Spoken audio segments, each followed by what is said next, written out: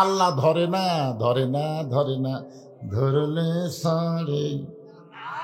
যেটা বাংলাদেশে আমরা বুঝবার পারছি, দেখবারও পাইছি। ধরে কোন ঠিক কিনা? এখন বলেন তো ক্ষমতার মালিককে বলা লাগবে রে। বিএনপি ক্ষমতার মালিক না, আওয়ামী লীগ ক্ষমতার মালিক না, ক্ষমতার মালিক হচ্ছে আল্লাহ। অনেক লোক বলে আমার দল এখন ক্ষমতাতে আছে, এখন ইউনূস ক্ষমতাতে আছে। ইউনূস ক্ষমতাতে আছে? আল্লাহ কাউকে ক্ষমতা দিয়ে পরীক্ষা করে, দেখি তুই ক্ষমতার চেয়ার পায় কি হোস, ফেরাউন হোস না মুসা হোস, এটা একটু আল্লাহ পরীক্ষা করে। ধরে কোন কথা ঠিক কিনা? কেউ ক্ষমতার চেয়ার পায় মুসা হয়, ক্ষমতার মালিক আল্লাহ বিশ্বাস করে, আল্লাহর হুকুম অনুযায়ী কাম করে। আর কেউ ক্ষমতার মালিক চেয়ারে বসে ফেরাউন হয়, আল্লাহ আছে এটা মনেই রাখে না। আল্লাযী খালাকাল মাউতা ওয়াল হায়াতা লিয়াবলুয়াকুম আইয়ুকুম আহসানু আমালান ওয়া হুয়াল আজিজুল গফুর।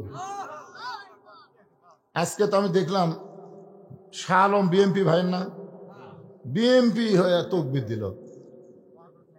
তকবির দিল না? শাহ আলম তকবির দেয়নি?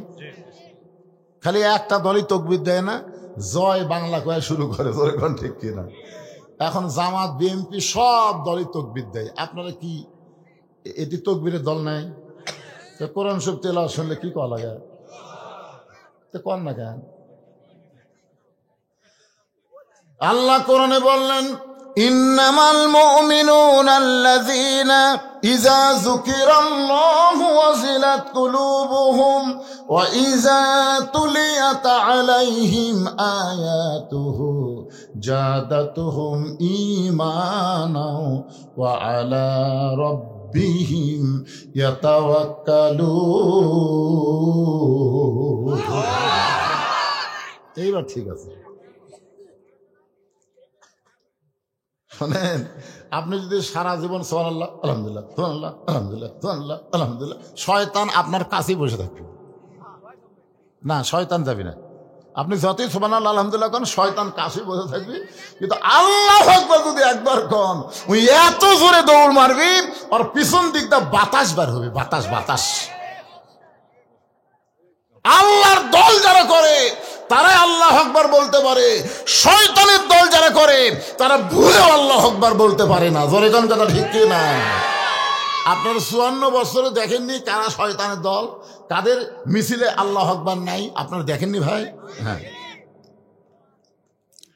আল্লাহ বলতেছেন মৃত্যু আর হায়াতকে আল্লাহ সৃষ্টি করেছেন লিয়াবলুয়াকুম, পরীক্ষা করার জন্য। জোরে কোন কি করার জন্য? পরীক্ষা করার জন্য তোমাদেরকে পরীক্ষা করা হবে। আর পরীক্ষার বিষয়টা হলো আইয়ুকুম আহসানু আমালা। পরীক্ষার সাবজেক্ট হলো সুন্দর আমল। সুন্দর আমলের পরীক্ষা আল্লাহ আমাদের করবেন।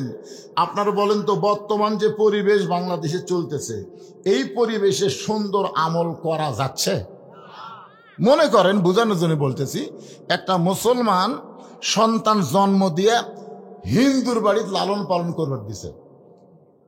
10 বছর পরে মুসলমান তার সন্তানকে ফেরত নিছে। ওই সন্তান কি আল্লাহ কবে না ভগবান কবে? আবার হিন্দু জন্ম দিয়ে মুসলমানের বাড়িতে লালন পালন করতে দিছে, 10 বছর পরে হিন্দু তার সন্তানকে ফেরত নিছে। এই সন্তান কি ভগবান কবে না আল্লাহ কবে? তার মানে কি বুঝলেন?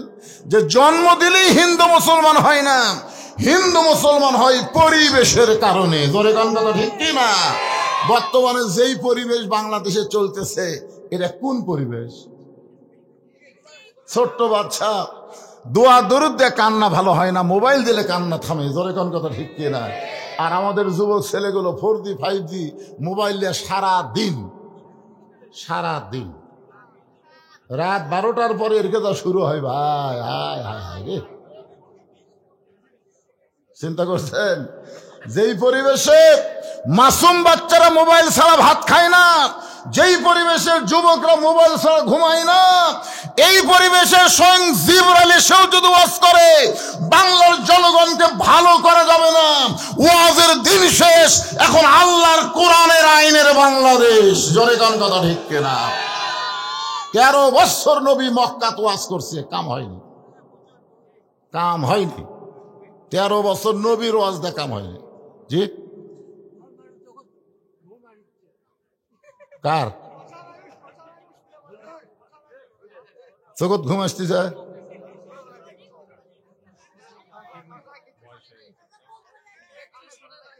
তো কানে শোনে না, তার আবার ঘুমি কি আছে এত নাকি? মানুষ একটা পাশের বাড়ি সামনে কাতার থোছেন রে।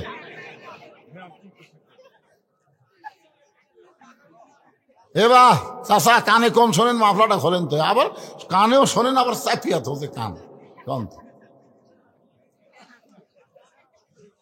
কি শুনতেছেন, কি বুঝতেছেন? মাথা গেল রে আল্লাহ। ছোট ছোট বাচ্চারা সব চেতন হয়ে হাসতেছে, আর মুরব্বী কয় শুনবার পারতেছিলেন, ঘুম ধরতেছে। হ্যাঁ, একটু মনোযোগ দেন, আমি কি বলতেছি খেয়াল করছেন? হ্যাঁ, আল্লাহর পরিবেশ, যেই পরিবেশে সুন্দর আমল করা যাবে। এখন সুন্দর আমল যদি আমরা করতে চাই, আহসানু আমালা, খুব খেয়াল করবেন, সুন্দর আমল যদি করতে চাই, সুন্দর একটা কি লাগবে? পরিবেশ লাগবে। ধরে কোন কি লাগবে? পরিবেশ লাগবে। সুন্দর একটা পরিবেশ যদি তৈরি করতে চাই, তাহলে সুন্দর একটা সমাজ লাগবে। ধরে কোন কি লাগবে? সুন্দর একটা সমাজ যদি আমরা তৈরি করতে চাই, তাহলে সুন্দর একটা রাষ্ট্র লাগবে। ধরে কোন কি লাগবে? সুন্দর একটা রাষ্ট্র যদি আমরা তৈরি করতে চাই, তাহলে সুন্দর একটা সংবিধান, আল্লাহর কোরআন লাগবে। ধরে কোন ঠিক কিনা? এখন আপনাদের কাছে আমার প্রশ্ন হলো, এই কোরআন দেয়া যখন বাংলাদেশ চলবে, তখন বাংলাদেশের কোরআনের নেতাগুলা কেমন হবে? আর কোরআন যারা গ্রহণ করবে তারা কেমন কর্মী হবে? এই জিনিসটা আমাদের দেখার দরকার আছে না নাই? একটু মনোযোগ দিয়ে শুনবেন। আল্লাহর কোরআন দিয়ে যখন বাংলাদেশ চলবে, তখন এই বাংলাদেশের একজন নেতা কেমন চরিত্রের মানুষ হবে, তার চাল চরিত্র কেমন হবে, আর যারা কোরআন অনুযায়ী চলবে তখন তাদের অবস্থাটা কেমন হবে, এটা বোঝানোর জন্য বলতেছি। আল্লাহর নবীকে যিনি হত্যা করার জন্য রওনা দিয়েছিলেন, তার নাম হলো হযরত ওমর। কিন্তু আল্লাহর কোরআনের পরশে এমন একটা ভালো মানুষ হয়ে গেলেন, এক সময় আল্লাহ তাআলা এই কোরআন দিয়ে হযরত ওমরকে অর্ধ পৃথিবীর খলিফা বানায় দিলে। মসজিদের মেম্বরে বসে হযরত ওমর নিজের গালে নিজে চড় মারতেছেন। ডান হাতে ডান গালে চড় মারে, বাম হাতে বাম গালে চড় মারে। ওসমান গনি বলে, আমিরুল মুমিনিন, আপনি কি পাগল হয়ে গেলেন? নিজের গালে নিজে কেন চড় মারতেছেন? ওমর ফারুক বলে, ওসমান, আমার নফস আমাকে ধোকা দিয়েছে। মিন শাররিল ওয়াসওয়াসিল খান্নাস, আমার খান্নাস আমাকে বলেছে আমি নাকি অর্ধ পৃথিবীর খলিফা। ওসমান গনি বলতেছে, ঠিকই তো কইছে, আপনি তো অর্ধ পৃথিবীরই খলিফা। উমর ফারুক বলে, ওসমান, বর্তমানে আমি কি, এইটা কোনো মানুষ নয়, অতীতে কেমন ছিলাম, ভবিষ্যৎ আমার কি হবে, এই চিন্তা যারা করবে তারাই প্রকৃত মানুষ হবে। আমার কথাকে খেয়াল করলেন? আমি বর্তমানে চেয়ারে বসে যদি বলি, কি হনু রে, আমার অতীতের খবর কি? অতীত, আমার শ্বশুর বাড়ি কিন্তু শিবগঞ্জ।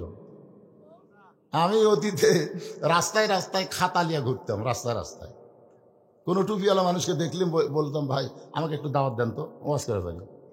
তখন না না, আমরা যে বক্তার কাছে যাচ্ছি তার কাছে আগে যাই। 10 জনকে বললো, একজন আমাকে দাওয়াত দেয় না। ঘুরে ঘুরে আমি দাওয়াত পাইনি, এটা হলো আমার অতীত। আর আমার বর্তমান হলো, দাওয়াতের ঠেলায় আমি 3 তলা লুকা থাকি, সিসি ক্যামেরা দিয়ে দেখি। আর আমার মাদ্রাসার মুহতামিম সেক্রেটারিকে বলি, যেভাবেই হোক ফিরিয়ে দাও, ফিরিয়ে দাও, আমার তারিখ লওয়ার কোনো জায়গা নাই। এটা হলো আমার বর্তমান। আর আমার ভবিষ্যৎ হলো, মসজিদের খাটনি আমার বাড়ির আঙ্গিনাত আসবে, রঙিন কাপড় খসে সাদা কাপড়ের কাপড় দিয়ে চকলেটের মতন মুড়াইয়া আমাকে অন্ধকার কবরে নামায় দিবে। জোরে কোন কথা ঠিক কি না? তাহলে আমার অতীত আমি কি ছিলাম, ভবিষ্যতে কোথায় যাব, বর্তমানে কি হনু রে? ওমর ফারুক বলে, ওসমান, অতীতে আমি খালার বাড়িতে রাখালি করতাম। ছাগল চড়াইতে গেলে বিকেলবেলা যখন ফেরত আসতাম, খালা আমাকে বলতো, ওমর কয়টা ছাগল নিয়ে গেলে, কয়টা ফেরত আনলা? আমি ছাগলের পাল গোনা দিকে 2-4টা ছাগল কম, আমি আবার দৌড় দিতাম। ওই পাহাড়ি এলাকায় ছাগলগুলো খুঁজে খুঁজে এনে যখন খালারে জমা দিতাম, খালা আমার মাথার চুল ধরে বলতো, ওমর আজকে যেই ভুল করেছ, আগামীকাল যদি একই ভুল করো, তোমার রাখালির চাকরি কিন্তু ক্যান্সেল হয়ে যাবে। আমি খালার পা ধরে বলতাম, খালা রাখালির চাকরি ক্যান্সেল করে দিলে আমি থাকবো কোথায়, খাবো কি? একদিন যে ওমর রাখালির চাকরি রক্ষা করার জন্য খালার পা ধরে কেঁদেছে, আজকে সেই ওমর অর্ধ পৃথিবীর খলিফা হয়েছে। এটা ওমরের যোগ্যতাই নয়, এটা কেবলমাত্র আল্লাহর কোরআনের ওসিলা। আজকে আমাকে এত সম্মান আপনারা দিচ্ছেন, এটাই কালো মানুষের যোগ্যতা নয়, এটা কেবলমাত্র আল্লাহর কোরআনের ওসিলাই। জোরে কোন কথা বলেন না কেন? আজকে সেই কোরআনের মাদ্রাসা ভিক্ষা করে চলাতে হয়, দান সাদকা দিয়ে চলাতে হয়, আর একদম বাকদম কলডম সাথে ঢাকঢোল লোক ঝাঁঝর বাজে এই মিথ্যা শিক্ষা যারা দেয়, সেখানে সরকার হাজার হাজার কোটি টাকা বেতন দেয়। জোরে কোন কথা ঠিক কিনা? মুসলমান, আর শয়তানের দিন নাই। আগামীতে আল্লাহর কোরআনের বাংলাদেশ আমরা নিজের চোখে দেখতে চাই। জোরে কোন কথা ঠিক কিনা? সমস্ত প্রাইমারি হাফেজি মাদ্রাসা করা হবে। কি মনে করতেছেন? একদম বাকডম আইরা আইটিয়ে নায়াভরা দিয়ে লালে গেল বল মাসে তাই না থেকে ভোদন নাচে, একটা শয়তানি শিক্ষা মুসলমানের জমিনে চলবে না। ইকরা বিসমি রাব্বিকাল্লাযী খলাক, খলাকাল ইনসানা মিন আলাক। জোরে বলেন কথা ঠিক কিনা? আর কতদিন, আর কতদিন এভাবে চলবেন? এখন আগামীতে আমাদের শুভ দিন আসতেছে। আপনার তো বসে আছেন খালি বিয়ার হাটে আর এই শিবগঞ্জের মধ্যে। এই মানুষটা গোটা বাংলাদেশ ঘুরতেছে, গোটা বাংলাদেশ, গোটা বাংলাদেশ ঘুরে দেখেছি। এবার কোরআনের যে জোয়ার উঠেছে, এই জোয়ারকারীকে থামাবার পারবে না। জোরে কোন কথা ঠিক না? তাই সামনে আসছে শুভ দিন, চিন্তা ভাবনা করে নিন। এখনই চিন্তা করে নেন, শয়তানের পক্ষে থাকবেন না কোরআনের পক্ষে থাকবেন, সিদ্ধান্ত নেন। আপনার মতো মানুষ যদি কোরআনের পক্ষে না থাকে, আল্লাহর কোনো ক্ষতি নেই। জোরে কোন কথা ঠিক কিনা? আর আপনি যদি কোরআনের পক্ষে আসেন, আপনারই লাভ হবে। এই কোরআনটা আসলে কেমন, এই কোরআনের পাওয়ারটা কেমন? অর্ধ পৃথিবীর খলিফা হযরত ওমর ছদ্মবেশে মদিনার অলি গলি ঘুরতেছেন শুধুমাত্র আল্লাহর কোরআনকে দেখার জন্য। আপনারা কিন্তু আইছেন কোরআন শোনার জন্য, শোনার জন্য না। আর ওমর ফারুক আল্লাহর কোরআন দেখার জন্য ঘুরতেছে। হঠাৎ হযরত ওমর দেখতে পায় দুই পাহাড়ের মাঝখানে বিস্তীর্ণ মরুভূমি। ওই মরুভূমির মধ্যে একজন রাখাল উট আর দুম্বা চড়ায়। হযরত ওমর আল্লাহর কোরআনকে দেখার জন্য রাখালকে সালাম দিলেন, আসসালামু আলাইকুম রাখাল ভাই, আমার পেটে ক্ষুধা লাগছে, আমি উটের এক পেয়ালা দুধ চাই। রাখাল মুস্কি মুস্কি হাসে। ওমর ফারুক বলে, রাখাল আমি তোমারে সালাম দিলাম, উটের দুধ চাইলাম, তুমি কোনো কিছু না কইরা মুস্কি মুস্কি হাসো, কারণ কি? রাখাল বলে, পথিক তোমার সালামের উত্তর দিব না, উটের দুধও দিবার পারবো না, আমি জানতে চাই তোমার পরিচয়। ওমর ফারুক চিন্তায় পড়ে গেলেন যে আমি অর্ধ পৃথিবীর খলিফা ছদ্মবেশে আল্লাহর কোরআন দেখার জন্য বের হয়েছি, এখন যদি আমার পরিচয় দেই তাহলে গুমর ফাঁস হয়ে যাবে। এমন সময় আল্লাহর কোরআন বলে, ওমর রাখাল যখন তোমার পরিচয় চাইছে, তুমি আসল পরিচয় দাও। তোমার আসল পরিচয় হলো মিল্লাতা আবিকুম ইব্রাহিম ওয়া সাম্মাকুমুল মুসলিমিন। তোমার আসল পরিচয় হলো তোমার জাতির পিতা ইব্রাহিম। মুসলমানের জাতির পিতাকে যারা বলবেন না, যারা বলবেন না, মুখ বন্ধ করে থাকবেন। এই সময় যদি মুখ বন্ধ করে থাকে, খবর আছে মানে মরার 2 ঘন্টা আগে মুখ বন্ধ, কেন করতে করতে জীবন থাকবে। আল্লাহ রাসূল বলেছেন, কোন ব্যক্তি যদি সারা জীবন পাপ করে আর মৃত্যুর সময় কলেমা উচ্চারণ করে যদি মারা যায়, শুধু কলেমা মুখে থাকার কারণে আল্লাহ তার জীবনের সব গুনাহ মাফ করে দেয়, সব। ওই যে দেখেন, ওই যে একটা আছে, ওই যে ওই আমাকে খেয়াল করে টার্গেট মারছে, ওই যে ওই যে ওই যে ওই যে খারাপ হয়ে গেছে, দেখেন ওই যে পিছনে। না, ওই খারাপ হয়নি, ওর কোনো দোষ নাই, ওর কোনো দোষ নাই, দোষ হলো ওর মায়ের। কারণ একজন ভালো একটা সন্তান চাইলে ভালো একটা মায়ের দরকার। জোরে কোন কথা, ঠিক না? হ্যাঁ, এত মানুষ থাকতে আমার সব টার্গেট মারে, তার মানে এত ছোট অবস্থায় টার্গেট মারে, ওই বড় হলে তো গুলি মারবি। জোরে কোন কথা, ঠিক না? ওই ছোট বাচ্চারা নিয়ে এসে আদর করে বসে দেন। কি বুঝতেছেন? আমাদের জাতির পিতার নাম কি? এতগুলো মরদ মানুষ, মুসলমান মানুষ বাড়ি, এটা কি হিন্দুরা আছে নাকি রে? আমাদের জাতির পিতার নাম কি? হুয়া সাম্মাকুমুল মুসলিমিন, যিনি তোমাদের নাম দিয়েছে মুসলমান। ওমর ফারুক বলতেছে, রাখাল আমার পরিচয় যখন জানতে চাও, আমার পরিচয় হলো আমি একজন মুসলমান। রাখাল মুসকে মুসকে হাসার বলে, আসল না নকল? ওমর ফারুক চুমকে উঠছে, কে রে, মুসলমান তো মুসলমানই, এর মধ্যে আসল নকল কি? রাখাল বলতেছে, আসল মুসলমান যারা হবে তারা চাওয়ার ব্যাপারে সতর্ক থাকবে, তারা কোনোদিন মহাস্থানে যাবে। মহাস্থানে যায় বাবা, বাবা আমার বাচ্চা হচ্ছিল, বাবা আমার দয়াল বাবার দরবারেতে কেউ ফিরে না খালি হাতে। আপনার বলেন তো, সুলতান বলকি মহেশ্বর পশুরামের সাথে কি করছে? কি করছে? বাতিলকে উৎখাত করে হকের বাতি জ্বালাইছে, আর পশুরামের গোষ্ঠীরা ওইখানে গাঁজা খায়া মেলা বসায়। জোরে কোন কথা, ঠিক কি না? আল্লাহর কোরআন যেদিন বাংলাদেশে চালু হবে, মহাস্থানে কোনো গাঁজার আসর চলবে?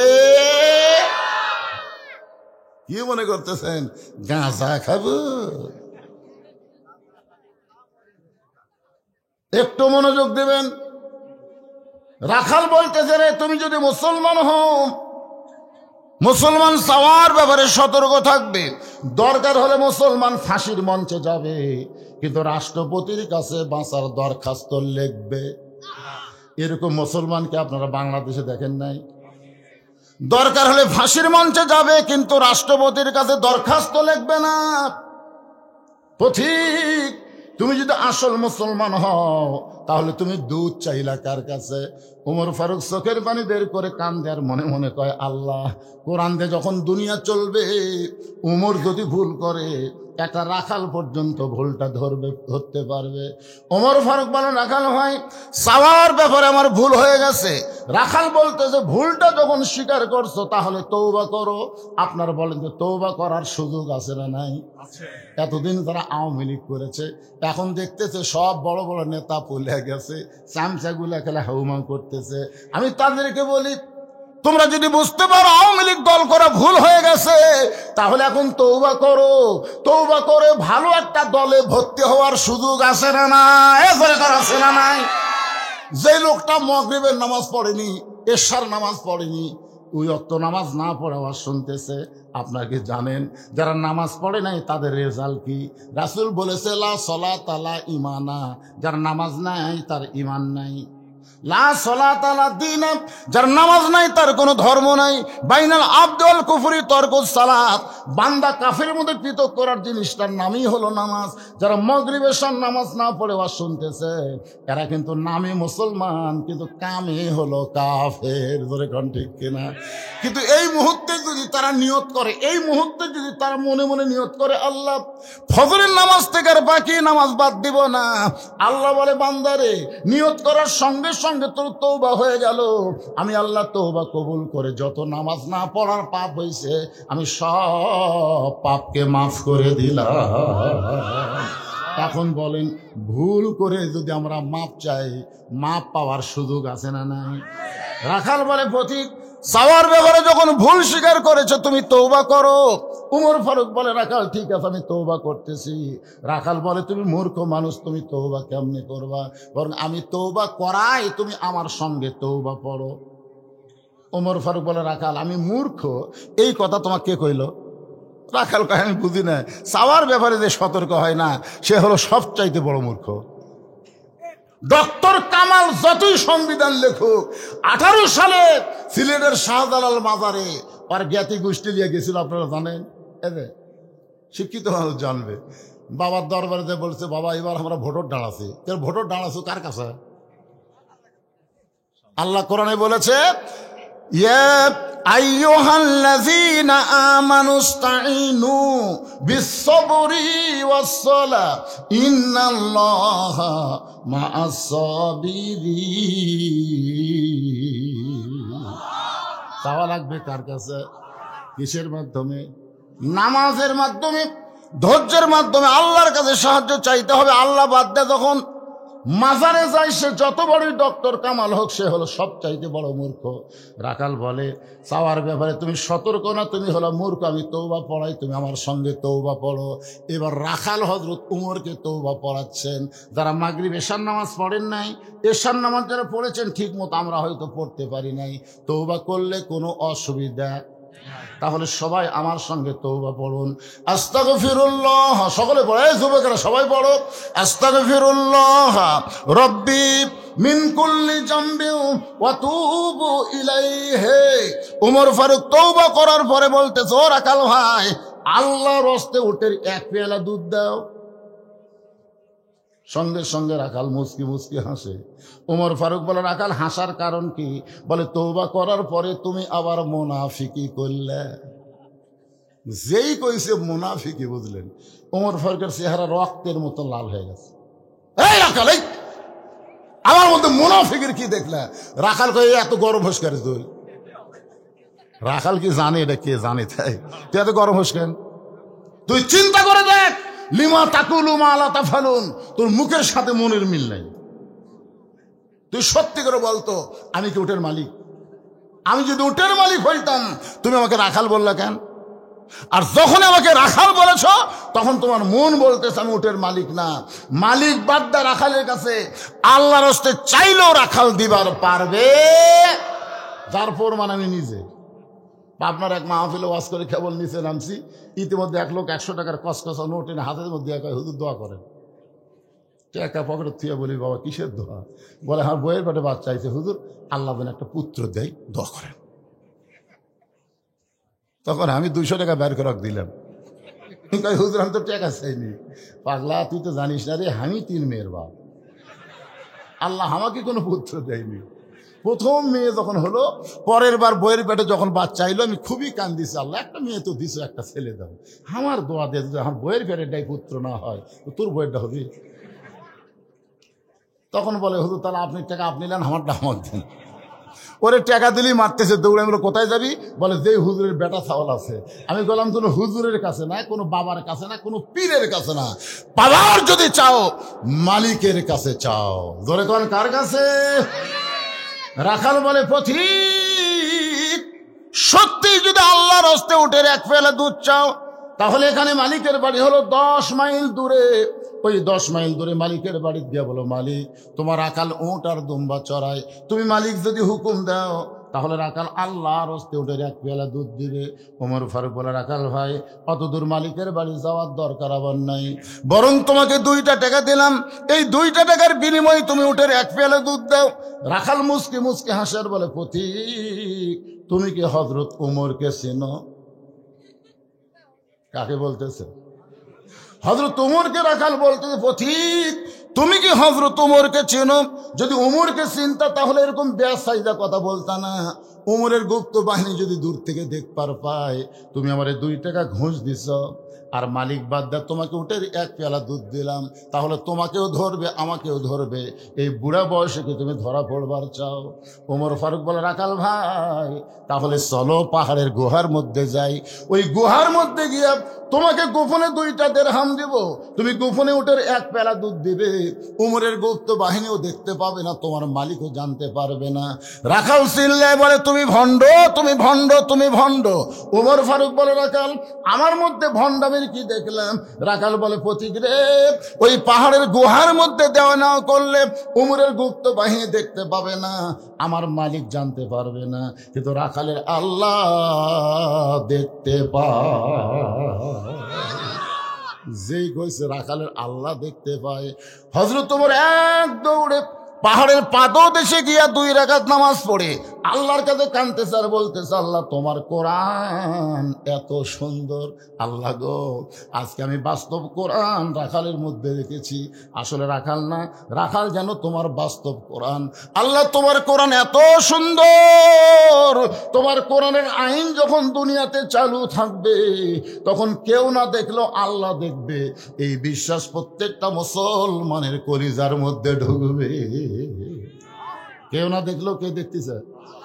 আর আসলে নামাজ পড়ে জমির ধান দেখতে গেছে, যা দেখে উপর জমির পানি চলমল করতেছে, নিচে ওর জমির পানি নাই, চারিদিকে তাকায়, তাকে দেখে কেউ নাই, আস্তে করে বসে কাটা দিয়ে ওই পানি দিয়ে হাত ধসে ধুই আবার দাঁড়ায় চারিদিকে তাকায় বলতেছে, আলহামদুলিল্লাহ কেউ দেখেনি, কেউ দেখেনি। সকালবেলা ভোট হয় দিনের বেলা, আর গল্প করতেছে সকালবেলা, তুই রাত্রে কয়টা মারছ? তো কয়, ভাই রে মার্কা ঠিক মতো দেখা যায় না তো, এই জন্যে মোমবাতি জ্বলে নৌকা মার্কা 100টা মারছি ভাই। 5 লাখের মোমবাতি জ্বলাচু করে আমি মোবাইলের বাতিতে 200টা মারছি রে, খালি মার্কার চিটচিং চিটচিং। কেউ দেখে, আরে পাগলা দরজা জানলা বন্ধ করে মারছি রে, দেখবি কে? তখন 2 কান্দে 2 ফেরেশতা আল্লাহ বলতেছে, আল্লাহ এরা যে গল্প করতেছে কেউ দেখেবি, তাহলে আমরা 2 ফেরেশতা কি করতেছি? তখন আপনারা বলেন 2 কান্দে 2 ফেরেশতা কি করতেছে? দেখেনি, লেখেনি, লেখেনি তো লেখবার যখন যাচ্ছে তখন বলতেছে, আল্লাহ একজন বাপের বেটা একটা ভোট দিবি, কিন্তু এরা যে 200টা দিল, এরকে বাপ কয়টা? আল্লাহ বলতেছে, যারা 1-এর অধিক ভোট দিল তারকে ওটি লেখা তো জাউরে। কি লেখা তো? জাউরে। যারা 1টার বেশি ভোট দিয়েছে এরা কেউ বৈধ সন্তান না, এরা হলো জাউরা সন্তান। কথা কর না, কথা কর না, তোর বাপ কয়টা, তুই ভোট দিল কয়টা? মনে করতেছেন আপনি ছাড় পাইয়া যাবেন? ফুলগুলো হয় অভিমানে ঝরে যায়, আমি মালা গেথে বলো কারে পরাবো, সে যে কেন এলো না, কিছু ভালো লাগে না, কবরে আসুক তারে আমি সিল মারিব। জাগা মতো সিল হবে কি হবে না, কথা বলেন? ওমর ফারুক 2 রাকাত নামাজ পড়ে কান্দের বলে, আল্লাহ তোমার কোরআন এত সুন্দর, আমি রাখালকে দেখি নাই, রাখালের ভিতর আল্লাহ তোমার কোরআন দেখতে পায়। এমন সময় রাখাল পিছনে এসে বলতেছে, পথিক যতই কান্দ উটের দুধ দেওয়া গেল না। ওমর ফারুক বলে, রাখাল ভাই উটের দুধের কোনো দরকার নাই, বরং তোমার কাছে আমি জানতে চাই, তুমি না দেখা আল্লাহকে কলিজার মধ্যে জায়গা দিয়ে আল্লাহর কোরআন অনুযায়ী চলতেছ, এর বিনিময়ে তোমার চাহিদা কি? 50 বছর কোরআনের হক তাফসির করে 13 বছর জেলখানায় বন্দি থেকে হাসপাতালে ভর্তি করা হলো, আপনারা বলেন তো এরপরেও আল্লামা সাইদি হুজুরের চাহিদা কি? একটা চাহিদা নাই, চাহিদা নাই। তুমি একটা রোদে পুড়ে পুড়ে উর্দুম্বা সরাও, তোমার একটা ভালো খাওয়া নাই, ভালো বাড়ি নাই, এরপরেও তুমি আল্লাহর করুণা চলো। রাখাল তোমার চাহিদা কি? সঙ্গে সঙ্গে রাখাল চোখের পানি বের করে বলে, পথিক আমার চাহিদার কথা যখন শুনতে চাও, আমার চাহিদা হলো রব্বানা, সকলে পড়েন, রব্বানা আতিনা ফিদ দুনিয়া হাসানাতাও ওয়া ফিল আখিরাতি হাসানা ওয়া কিনা আযাবান্নার। ওমর ফারুক বলে, রাখাল ভাই আমি মূর্খ মানুষ ভাই রে, আমি মূর্খ রে ভাই, তোমার কাছে চাহিদার কথা শুনতে চাইলাম আর তুমি কোরআনের আয়াত শোনায় দিলাম। রাখাল বলে, তুমি আসলেই মূর্খ, এই আয়াত দিয়ে আমি 2টা চাহিদার কথা বুঝাইলাম, একটা হলো আতিনা ফিদ দুনিয়া হাসানা, একটা হলো দুনিয়ার সৌন্দর্য, একটা হলো অফিল আখিরাতে হাসানা, আখিরাতের সৌন্দর্য। দুনিয়ার সৌন্দর্য হলো মহামানব হযরত উমরকে আমি রাখাল এক নজর দেখতে চাই।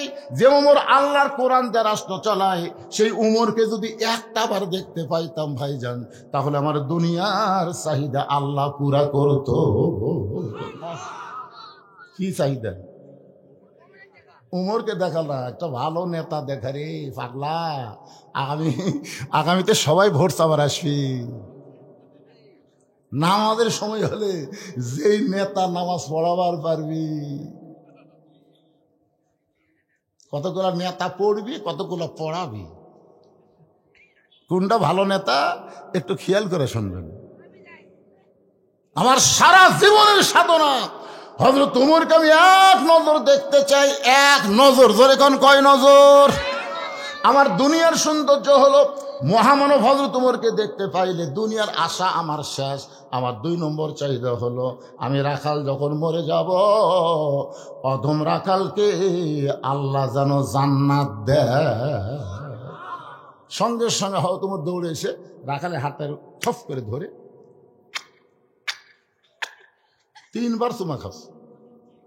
রাখাল কয় পাগলা নাকি? আমার ঘামা হাতে তুমি 3 বার চুমা খাওয়ার কারণ? ওমর ফারুক বলে, রাখাল ভাই, তোমার 2 নম্বর চাহিদা আল্লাহ পুরা করছে। মরার সাথে সাথেই আল্লাহ তোমাকে জান্নাত দিয়ে দিবে। আপনারা সুবহানাল্লাহ করলেন, কিন্তু রাখাল সুবহানাল্লাহ কয় না।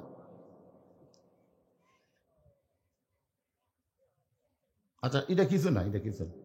এটা মনে করছেন কোনো ফতুয়া? কোনো ফতুয়া নয়, কোনো নিষেধ নেই। আগেকার দিনের কাগজ দিলে মনে হচ্ছিল। হ্যাঁ,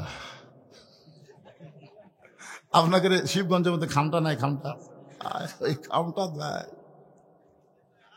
আরে শিবগঞ্জই তো, কি চোখ আর কি চোখ, উপজেলা শিবগঞ্জ না। আগে ওয়াজ করবার গেলে চারিদিকে আগে তাকে ওয়াজ করা একদম। বাড়ির থেকে বউ বলে দিত, পুলিশের গাড়ি, র্যাবের গাড়ি, এগুলো যদি থাকে, আর হাসিনার যদি ক্যাডার থাকে, যারা আল্লাহ রাসূলের চাইতে হাসিনার বেশি ভালোবাসে, এইরকম কিছু বেজন্মাইছিল না? তখন বেজন্মা, এই শালা বেজন্মরা আল্লাহ রাসূল ছিল না, কাল হাসিনা। এইরকম ক্যাডার যদি থাকে, তাহলে তেল তেলা বাস করবেন, তেল তেলা, ধরা যান না পড়েন। আমাদের একটা বক্তার বউ আজরাইল ধরবি এ কথা মনেই নেই, খালি পুলিশ ধরার চিন্তা নিয়ে ব্যস্ত। আরে এই স্লিপ দিতে মনে করছেন সেই স্লিপ? এখন আপনাকে শিবগঞ্জ থানার কোন ওসি আসুক না, কত বড় বাপের বেটা।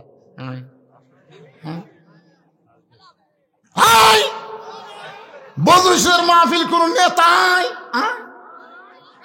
আগে আমাকে হাতত বল আসবে, কিন্তু প্রয়োগ করিনি। এখন বল খালি সাইজ মতো মারবো। তোর এখন কথা ঠিক না? আমরা কি কাউয়া কাদের মতন মাজা ভাঙ্গা মনে করছে? শালাক 2 জন ঠেলে ধরে তুলে দেয়, আর মাইক পায়, খেলা হবে, খেলা হবে। এটা খেলবার গেলে মাজার বল থাকা লাগবে রে পাগলা। আল্লাহর বান্দার একটু মনোযোগ দিয়ে শুনবেন। ওমর ফারুক বলে, রাখাল, তোমার 2 নম্বর চাহিদা আল্লাহ পুরা করছে। মরার সঙ্গে সঙ্গে আল্লাহ তোমাকে জান্নাত দিবে। আপনারা সুবহানাল্লাহ কন, কিন্তু রাখাল সুবহানাল্লাহ কয় না। ওমর ফারুক বলে, রাখাল, তোমার কি বিশ্বাস হয়নি? তাহলে আমি কোরআন শরীফ পড়ি। এবার হযরত ওমর রাখালের কাছে কোরআন শরীফ পড়ে বিশ্বাস করাচ্ছে। ইন্নাল্লাযীনা ক্বালু রব্বুনাল্লাহু সুম্মা ইসতাকামু তাতানাজ্জালু আলাইহিমুল মালাইকা আল্লা তাখাফু ওয়া লা তাহজানু ওয়া আবশিরু বিল জান্নাতিল্লাতী কুনতুম তুআদুন।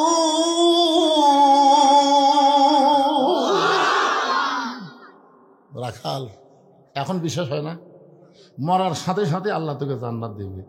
রাখাল খালি মুচকি মুচকি হাসে। ওমর ফারুক বলে, হাসিস কেন? বলে, মরে গেলে জান্নাত পাবো এ কথা ভালোই বলতিস, কিন্তু হযরত উমরকে এক নজর দেখতে পাবো, এই লগত কথা বলতে তোর কোন জায়গাত বাজে? যে আমার শাহ আলম ভাই 1 লাখ টাকা বাকি দিয়ে গেল, জোরে কোন কথা ঠিক কিনা? লগত 50,000 টাকা দিলে তো কোন জায়গাত বাজার? হ্যাঁ, আরে পাগলা মানুষ কিন্তু যা দেখে তাই বোঝে। আওয়ামী লীগের নেতার বিএনপির নেতা তো এক লয়। শাহ আলম ভাই তো টাকা দিবি না? যখন দিবে না অবশ্যই দিবে, কিন্তু আমরা তো এর আগে তো বহু আদায় করতি ভাই, 4 টন 3 টন 2 টন মারহাবা দৌয়া, পরের বছর আবার গেছি, খবর কি দেয়নি। কি বাকির উপর দোয়া করে কেন রে, একটা টাকাও দেয়নি রে।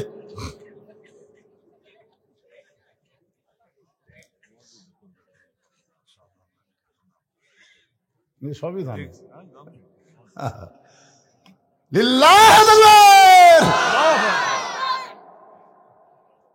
বাকি মরে গেলে জান্নাত পাবে, কথা সহজেই বলতেছো, কিন্তু হযরত ওমরকে এক নজর দেখতে পাবো, এই নগদ কথা বলতে তোমার কোন জায়গায় বাজে? ওমর ফারুকের চোখ দিয়ে দর দর করে পানি পড়তেছে। যে রাখাল আমাকে তওবা পড়াইছে, যে রাখাল আমাকে মুনাফিক কইছে, যে রাখাল আমাকে ভণ্ড কইছে, এখন যদি বলি আমি ওমর, বলাও সারা রাখাল হার্ট ফেল করে মরাও সারা, ধরে কোন ঠিক কিনা? কি করছে? তওবা পড়াছে, মুনাফিক কইছে, ভণ্ড কইছে। এখন যদি বলে রাখাল ভাই তুমি যেই উমরকে দেখবার চাও, আমি হইলাম সেই উমর, দেখবার পারবি? শুনে এর নাম হলো হার্ট ফেল করা। উমর ফারুক চিন্তায় পড়ে গেলেন, আমি যে উমর এইটা রাখালকে কেমনে বলবো? এমন সময় আল্লাহর কোরআন বলতেছে, উদউ ইলা সাবিলি রাব্বিকা বিল হিকমাহ। রাখাল সত্যি যদি ওমরকে দেখতে চাও, তাহলে তোমাকে ফজরের নামাজ সামনে কাতারে আদায় করা লাগবে। ফজরের নামাজ যদি সামনে কাতারে আদায় করো, মেহরাবের মধ্যে যেই মানুষটাকে ইমামতি করতে দেখবে, সেই মানুষটি হলেন হযরত ওমর। তার মানে কি বুঝলেন?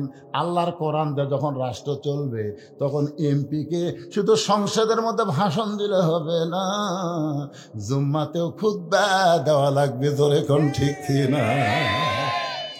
কেবল খুতবা দেওয়ার জন্য ওমর ফারুক দাঁড়াছে, মাঝখান থেকে একজন খাড়া হচ্ছে। ওমর ফারুক বললেন এজলেস। না না, কি হয়েছে তোমার? বলে আমার কোনো খাটো পাঞ্জাবি দিয়ে আপনি লম্বা জুব্বা করে খুতবা দিবেন? যতক্ষণ পর্যন্ত আপনার লম্বা জুব্বা কোথায় পেলেন এটা না বলবেন, ততক্ষণ আপনার খুতবা আমরা শুনবো না।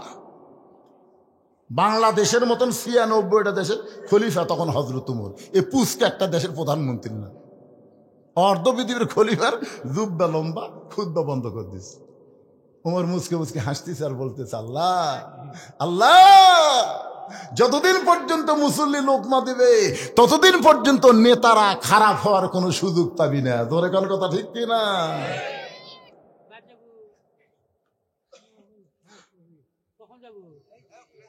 এরা দুইজন কি একই গ্রুপের নাকি? কে বাবা একই গ্রুপে?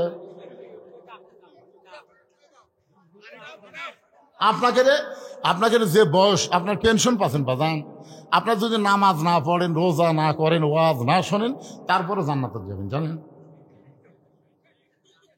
একটা বুড়াকে আল্লাহ জান্নাত দিবেন, একটা বুড়াকে দিবেন।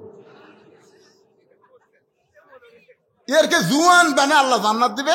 যৌবন বয়সে যে আল্লাহর ইবাদত করছে, ওই ইবাদতের কারণে এরা জান্নাত পায়। বুড়া মানুষ কানে শোনে না, এই কষ্টের মধ্যে ল্যাপ তোষক বাদ দিয়ে এই সামনে বসতে খালি ডিস্টার্ব করতে যায়। যে কয়টা মুরব্বী আছে, একটা মুরব্বীর দরকার নাই। আজকের ওয়াজ হলো যুবকদের ওয়াজ, জোরে কোন কথা ঠিক না? কোরআনের সৈনিক হওয়া লাগবে যুবকদেরকে। কারণ ভারত যখন বাংলাদেশকে আক্রমণ করবে, এই বুড়ারা সব ঘরের মধ্যে লুকাবে, আর আমরা যুবকেরা নেংটি করে 3 পাহাতা লাঠি দিয়ে বাড়ি মারবো, খুর দিয়ে চামড়া কাটা পল্টে দেবো। ধরে কোন কথা ঠিক না? এরকম লাঠি দিয়ে বাড়ি মারা ফালামো, খুর দিয়ে কাটবো, পল্টে দেবো। সুন্নতে খাতনা হবি, ভগবান বাদ দিবি, আল্লাহ আল্লাহ জিকির করবি। ধরে কোন কথা ঠিক না? সেই যুবকদের দিয়ে আমি ওয়াজ করতেছি। এ বুড়া থোড়া ভাঙা চোরের কোনো দরকার আছে?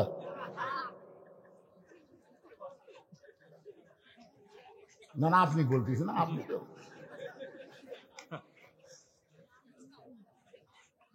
লিল্লাহে তাকবীর। ওমর ফারুক রাখালকে বলে, রাখাল সত্যি যদি ওমরকে দেখতে চাও তাহলে ফজরের নামাজ সামনে কাতার আদায় করো। সামনে কাতারে যদি নামাজ পড়া দেখতে পাবো মেহরাবের মধ্যে যেই মানুষটা ইমামতি করতেছে ওই মানুষটি হলেন হযরত ওমর। রাখাল ছোট বাচ্চার মতন কান্দে। এতক্ষণ কিন্তু রাখাল কান্দে নাই, খালি হাসছে। এতক্ষণ রাখাল কি করছে? এবার কান্না শুরু করছে। ওমর ফারুক বলে, রাখাল কান্দার কারণ কি? রাখাল বলতেছে, আমি বারান্দাত নামাজ পড়ি, আমি মসজিদের ভিতরে ঢোকার সাহস পাই না। ওমর ফারুক বললেন, কেন ভাই মসজিদের মধ্যে কেন ঢোকো না? বলে, মসজিদের মধ্যে দামি দামি সাহাবী, ওই দামি দামি সাহাবের মধ্যে আমি সাধারণ রাখাল কেমনে যাই? ওমর ফারুক বললেন, রাখাল মসজিদের মধ্যে দামি দামি আর তুমি কম দামি, এই কথা তোমারে কে বুঝাইলো? আল্লাহর আইন হলো ইন্না আকরামাকুম ইনদাল্লাহি আতকাকুম। ওই ব্যক্তি সবচাইতে দামি হয় যার কলিজার ভিতরে আল্লাহর বেশি ভয়। আপনারা কি মনে করতেছেন আমি চেয়ারে বসে ওয়াজ করতেছি আমি দামি? এটা কখনোই দামি নিরূপণ করবেন। আল্লাহর কাছে দামি হলো যার তাকওয়া বেশি, সে আল্লাহর কাছে দামি বেশি। জোরে কোন সুবহানাল্লাহ। উমরকে যদি দেখতে চাও তাহলে ফজরের নামাজ সামনে কাতার আদায় করা লাগবে। রাখাল বলতেছে, প্রতীক ভাই তাহলে এশার নামাজ পড়ার পরে আজকে আর আমি বাড়ির যাব না। ওমর ফারুক বলেন, কেন? বলে, এশা পড়ে যদি বাড়ির যাই আর ফজর যদি সামনে কাতারে না পাই। ওমর বলে, রাখাল 5 ওয়াক্ত নামাজের মধ্যে 3 ওয়াক্ত তাড়াতাড়ি, আসর, মাগরিব, এশা, এই 3 ওয়াক্ত তাড়াতাড়ি শেষ হয়, কিন্তু 2 ওয়াক্ত লম্বা কেন? এশা থেকে ফজর, ফজর থেকে জোহর, এই 2 ওয়াক্ত লম্বা কেন? তুমি কি বলতে পারো? রাখাল বলতেছে, আমি তো জানি না। ওমর ফারুক বলেন, তাহলে শোনো, ফজর থেকে জোহর আল্লাহ লম্বা সময় দিছে, ওই সময়ের মধ্যে তুমি আলু চাষ করবা, ওই সময়ের মধ্যে তুমি আলুর ওষুধ দিবা, ওই সময়ের মধ্যে তুমি আলুর বাগুড় বানবা, ওই সময়ের মধ্যে তুমি চাকরি বাকরি করবা, ওই সময়ের মধ্যে খেতে খামারে কাজ কাম করবা, ওই সময় কুলি মজুরি করবা। ওই লম্বা সময়ের মধ্যে কাজ করতে গিয়া তোমার দেহের যে ক্ষয় হবে, এশা থেকে ফজর লম্বা সময় তুমি যদি ঘুম পারো, ওই দেহের ক্ষয়টা আল্লাহ ঘুমের মধ্যে পুরা করে দিবে। তাহলে এশা থেকে ফজর যদি তুমি ধরবার চাও আর এই লম্বা সময় যদি ঘুম ধরে, তুমি কি করবা? রাখাল বলতে যে, ঘুম যদি ধরি তো মসজিদের মধ্যে ঘুমায় যাব। যেই বলছে মসজিদের মধ্যে ঘুমাবো, ওমর ফারুকের চেহারা রক্তের মতো লাল হয়ে গেছে। এই রাখাল, এই মসজিদের মধ্যে ঘুম পড়ার দলিল দে। তুই তো মসজিদে ঘুমাবো, তার একটা দলিল থাকা লাগবে না? লাগবে না? সবাই জোহর নামাজ পড়ে চলে গেছে, ওরা 3 জন 4 ফ্যান দিয়ে গল্প করতেছে। 1-1 ঘন্টা হয় গল্প ছাড়ে না একেবারে। গত বছর তো আলুর ভালোই দাম আসলো রে, এবার আলু যত মানুষ লাগালো, এবার মনে হয় আলুর দাম হবে না। এই তুই সার কটে দিছিস, ওষুধ খেমলে দিছিস, এই গল্প করতেছিস 1 ঘন্টা। কয় ঘন্টা? ফ্যান ঘুরতেছিস 4টা, গল্প করে 3টা। ফেরেশতা বলতেছে, আল্লাহ সবাই চলে গেল, এরা 3 জন যে ফ্যান ঘুরাইতেছে আর গল্প করতেছে 1 ঘন্টা ধরে, কি রেজাল্ট কি? আল্লাহ বলে, এই যে 3 জন মাথার উপর ফ্যান ঘুরালো, নামাজ বাদ দেয় যত সময় মাথার উপর ফ্যান ঘুরিছে, এই ফ্যানের কারেন্টের বিল এই 3 জন আলাদাভাবে না দিলে এরা জান্নাত যাওয়ার পারবে না। কারণ মসজিদ আর বাপের ঘর না, ইচ্ছা মতো ফ্যান ঘুরাবি। ধরে কোন কথা কন না কেন? বরং আজানের গুরুত্ব দিও। 5 ওয়াক্ত নামাজের মধ্যে সবচাইতে গুরুত্বপূর্ণ আজান কোনটা? সবাই জোরে বলেন কোনটা? ফজরের। জোরে বলেন কোনটা? ফজরের আজানের মধ্যে কিন্তু একই শব্দ 2 বার বেশি কয়। 4 ওয়াক্ত আজানের মধ্যে সেইটা নাই। সেই শব্দটা কি যুবকেরা শুনবার পাও? পাও? এই যুবকেরা, এই শুনবার পাও? তাহলে আজানের আগে তোমরা 3.5 হাত, আজানের পরে 2.5 হাত কেন হলে? মানে আজান যে দিচ্ছে আর কানের মধ্যে খারাপ লাগতেছে, 12টা পর্যন্ত ফেসবুক চালাতে, বুঝছেন না? মজার টাইমে, মজার ঘুমের টাইমে আজান আস্তে করে কম্বল মাথার উপর তুলে দেয়। এখন পাও বার হয়, পাও টেনে বুকের সাথে লাগায়। বেড়া থেকে মনে হবে চাউলের বস্তা ঢাকা, তো আগাও নেই মাথাও নেই। আপনি একবার বুদ্ধি করে যায়, খালি আস্তে আস্তে বিড়াল যেমন ইন্দুর ধরে, আস্তে আস্তে ওর খালি কম্বল টান দেবেন, টান দেওয়ার দিকটা মজার জিনিস দেখতে পাবেন। কম্বল টানটা দেখবেন, কম্বলের তলে ওর সাইজ, আর সকালবেলা সাইড ঠিবে কুত্তার সাইজ, একই সাইজ। আমি এইবার বলবো, ফজর নামাজ বাদ দিয়ে ঘুম পাড়ে যারা, কুত্তার আমল করে তারা। বলতে পারবা বাবা? আমি মুরব্বী করে বলতেছি না, যুবকর বলতেছি, গলা খাকারে দাও। ফজরের নামাজ বাদ দিয়ে ঘুম পাড়ে যারা, কুত্তার আমল করে তারা। ফজরের নামাজ ঘুম পাড়ে যারা, কুত্তার আমল কি বলতেছে, ফজরের আজান শুনে ঘুম পাড়ে যারা, কুত্তার আমল।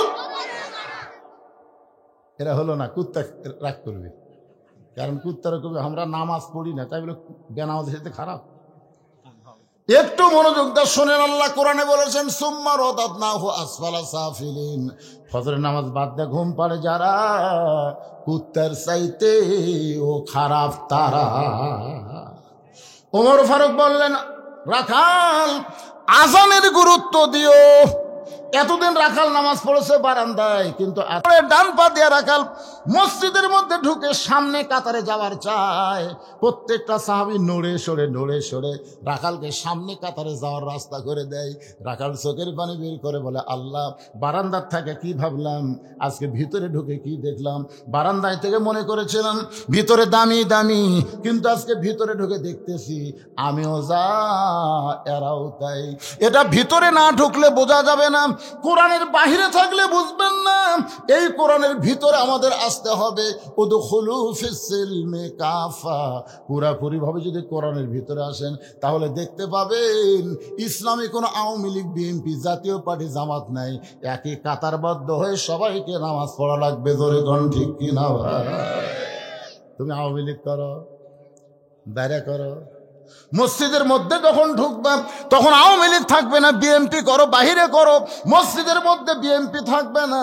তুমি যদি জামাত করো, বাহিরে করো, মসজিদের মধ্যে থাকবে না। তুমি জাতীয় পার্টি যে দলই করো, বাইরে থেকে মসজিদের মধ্যে গিয়ে যদি দেখো আওয়ামী লীগ 4 আঙ্গুল সামনে গেছে, তুমি টান দিয়ে কাতারের মধ্যে নিয়ে আসো। বিএনপি যদি 4 আঙ্গুল পিছনে থাকে, তুমি ঠেলা দিয়ে তাকে কাতারের মধ্যে নিয়ে আসো। কারণ 14 দল 20 দল ভাঙ্গা মসজিদের মধ্যে সব এক কাতার। সামনে কাতারে এসপি খাড়া হয়ে আছে, একটা মুসল্লি ছাড়া কাতার পুরা হচ্ছে না। এসপি কই কেরি, একটা মুসল্লি নাই। তাকে দেখে চৌকিদার দরজাত খাড়া হয়ে আছে। এসপি ডাকতেছে, আয়। চৌকিদার বলে, না স্যার, আপনি এসপি, আমি চৌকিদার। এসপি কয়, পাগলা, ওটা বাইরের কথা। তুই চৌকিদার, আমি এসপি, ওটা হলো বাহিরের কথা রে, ভিতরের কথা। আয়, আমরা 2 ভাই, আয়। এমন জোরে ডাক দিয়েছে, চৌকিদার ভিতরে আসে আর সামনে আসে না। এসপি কাতার 4,000 হাত ধরে, কে তুই আমার কথা শুনিস না? কাতার একটু পিছনে খাড়া হতো। আরে পাগলা, আমার গোড়ালির সাথে গোড়ালি মিল কর রে। স্যার, আমারটা ফাটা, আপনারটা তেল। এই ফাটা তেলতলা, কিসের ফাটা তেলতলা? আমরা 2 ভাই, গোড়ালির সঙ্গে গোড়ালি মিল না করে কাতার কোনোদিন সোজা করা যাবে না। জোরে কোন কথা ঠিক কি না?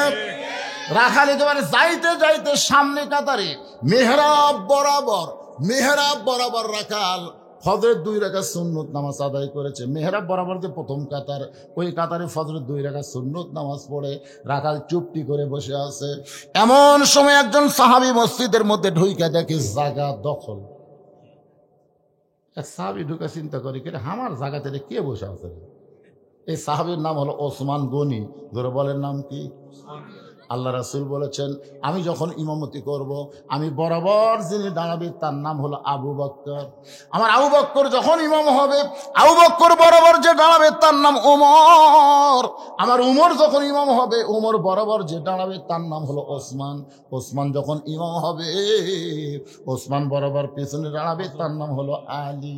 আমার আলী যখন ইমাম হবে, আলী বরাবর বলার পরে রাসূল নাম বলেন না। সাহাবীরা বলে, ইয়া রাসূলুল্লাহ, হযরত আলী যখন ইমাম হবে, আলী বরাবর পিছনে কে দাঁড়াবে? রাসূল বললেন, মা ইয়ান্তিকু আনিল হাওয়া ইন হুয়া ইল্লা ওয়াহয়ুন ইউহা। আমি নবী বলতে পারি না, আল্লাহ যতক্ষণ আমাকে না বলায়, এই আলী পর্যন্তই হলো খোলাফায়ে রাশিদিন। কে রে, তোরকে 2 জন কি ধরলো রে? এরা সিজার করা নাকি রে? এবারে যে ঘুম আসো, যাও। কি চকচকা দাঁত বের করে আছে। বুড়ার আবার দাঁত পড়ছে। বেশি দুষ্টামি করলে দাঁত কিন্তু উঠবি না, উনকে বুড়াই থাকা লাগবে না। দোয়া করে দেবো তাড়াতাড়ি দাঁত ওঠে। সুবহানাল্লাহ, জোরে করে সুবহানাল্লাহ। এত ছোট বাচ্চারা সামনে হাসতেছে পারে। চোখের মধ্যে ঘুম নাই, রাত প্রায় 11:30 বাজে গেছে। একটু মনোযোগ দিয়ে শুনতে হবে। ওসমান গনি দেখে আমার জায়গায় কে বসে আছে? নবীর যত সাহাবী সবচাইতে নরম সাহাবীর নাম ওসমান গনি। আস্তে আস্তে রাখালের কাছে এসে দেখে সামান্য একটা ফাঁক আছে, ওই ফাঁকের মধ্যে ফজরের 2 রাকাত সুন্নত নামাজ আদায় করলেন। আদায় করার পরে কিতাবের মধ্যে আছে ওসমান গনি রাখালের দিকে 3 বার তাকাইছে। জোরে কোন কয়বার? 3 বার। তাকানোর কারণ হলো কোনোদিনও দেখেনি, আজকে প্রথম। একটা লোক সামনে কাতারে প্রথম দেখলে একবার, যেই তাকাতে 2 বার তাকাতে 3 বার সে ওসমান গনি তাকাইছে। এই মিয়া, বারবার তুই কি দেখিস মিয়া? মানে শোনেন, মূর্খ মানুষের দিকে যদি বারবার তাকান, মূর্খ মানুষ রাগ করবি না? একটা ভ্যান আলার দিকে গেলে আপনি 2 বার তাকান, দেখেন কি গরম হয়ে যায়। আমি একবার তাকাইছিলাম, মানে আমার গাড়ির সাথে একের বাইজে দিবি ভাব। মানে ওরা কিন্তু অটো ভ্যানের ব্রেক দুর্বল, আর ওরা কোনো সময় রাস্তার থেকে নামবি না, দরকার আমরা গাড়ি নামান লাগবে, ওরা নামবি না। আমি খালি একটু তাকাচ্ছি, হুজুর গাড়ির চড়ে বেড়ান তো, খালি টিয়ারিং ঘুরান আর যায় আমাকে রে। ওরে বাবা রে, মূর্খ মানুষের দিকে তাকালে গরম হয়। রাখাল 3 বার তাকানোর কারণে, এই মিয়া বারবার আমার দিকে কি দেখো মিয়া? সঙ্গে সঙ্গে ওসমান গনি নরম মানুষ কাঁপতে কাঁপতে দাঁড়ায় গেছে। ওসমান গনি বলে, ভাইজান আমি তো কিছুই বলিনি ভাই, খালি বারবার 3 বার তাকাইছি, তুমি এত গরম হইলা, তোমার পরিচয়? বলে, আমার পরিচয় হলো আমি একজন রাখাল। আমি একজন রাখাল। যেই বলেছে আমি একজন রাখাল, সঙ্গে সঙ্গে ওসমান গনি মুচকি মুচকি হাসতেছে। মুচকি মুচকি হাসার কারণ হলো, রাখাল যারা হবে তাদের ভাষা নরম হলে চলবে না, রাখালের ভাষা গরম হওয়া লাগবে। বাবা গরু, বাবা গরু, ওদিকে যাস না বাবা, আবাদ আছে। এভাবে বাবা বাবা করে গরু কথা শুনবে। আর যদি বলে, এই গরু, আরে এক ধাপ যদি সামনে বাড়ে, এই মানুষের চাইতে গরু কিন্তু বেশি শোনে। এখন আপনারা বলেন, রাখালি করবার গেলে মাঝে মধ্যে ভাষা গরম হওয়ার দরকার আছে না নাই? আল্লাহ রাসূল বলেছেন, প্রত্যেকটা অভিভাবককে আল্লাহ রাখালের দায়িত্ব দিয়ে দুনিয়াতে প্রেরণ করেছে। এখন হয়তো আপনারা চিন্তা করবেন, হুজুর আমার তো গরু ছাগল কিছুই নাই, আমি কার রাখালি করব? আপনি চোখ বন্ধ করে দেখেন, আছে, একটু চোখ বন্ধ করে দেখেন, আপনার বাড়িতে 42 বছরের একটা গাভী আছে। আপনার বাড়িতে 22 বছরের একটা আড়ে আছে। আপনার বাড়িতে 15 বছরের একটা বকনা আছে। 42 বছরের গাভী হলো আপনার বউ। আপনি সামনে কাতারে নামাজ পড়েন, নামাজ পড়ার পরে আপনি যখন জোহরের নামাজ পড়ে বাড়িতে আসলেন, বাড়িতে আসার পরে আপনার বউ আপনার সামনে খাবার দিচ্ছে, 3-4 তরকারি পাক করে আপনার সামনে খাবার দিচ্ছে। আপনি দোয়া পড়তেছেন, আল্লাহুম্মা বারিক লানা ফিমা রাযাকতানা ওয়া কিনা আযাবান নার। আল্লাহ কয়, যতই দোয়া পড়া খাতি জাহান্নামত যাবি। কি করা লাগবে? দেখো, তুমি যে আমার সামনে খাবার দিলে, তুমি যোহর নামাজ পড়ছে। বউ যদি কয়, আমি এখনো গোসলই করিনি, তখন আপনার কি রাখালি করা লাগবে? যা গোসল কর, নামাজ পড়, তারপরে আমাকে খাবার দে। তুই বেনামাজি হয়ে পাক করে আমারে খাবার দিবি, আমার নামাজের একটা নূর থাকবে না। আর গোসল কর, নামাজ পড়, তারপরে খাবার দে। তুই কি মনে করছিস রে? তুই নামাজ না পড়ে আমাকে খাবার দিবি, আর আমি দোয়া দরুদ পড়ে খামো, সে মরদ আমি না, যা। বউ কই, ওরে বাবা রে, ইনা জাতের মরদ রে। গোসল করে নামাজ পড়ে যখন স্বামী দেয়, স্বামী স্ত্রী 2 জন বসে দোয়া পড়তে তার খাচ্ছে।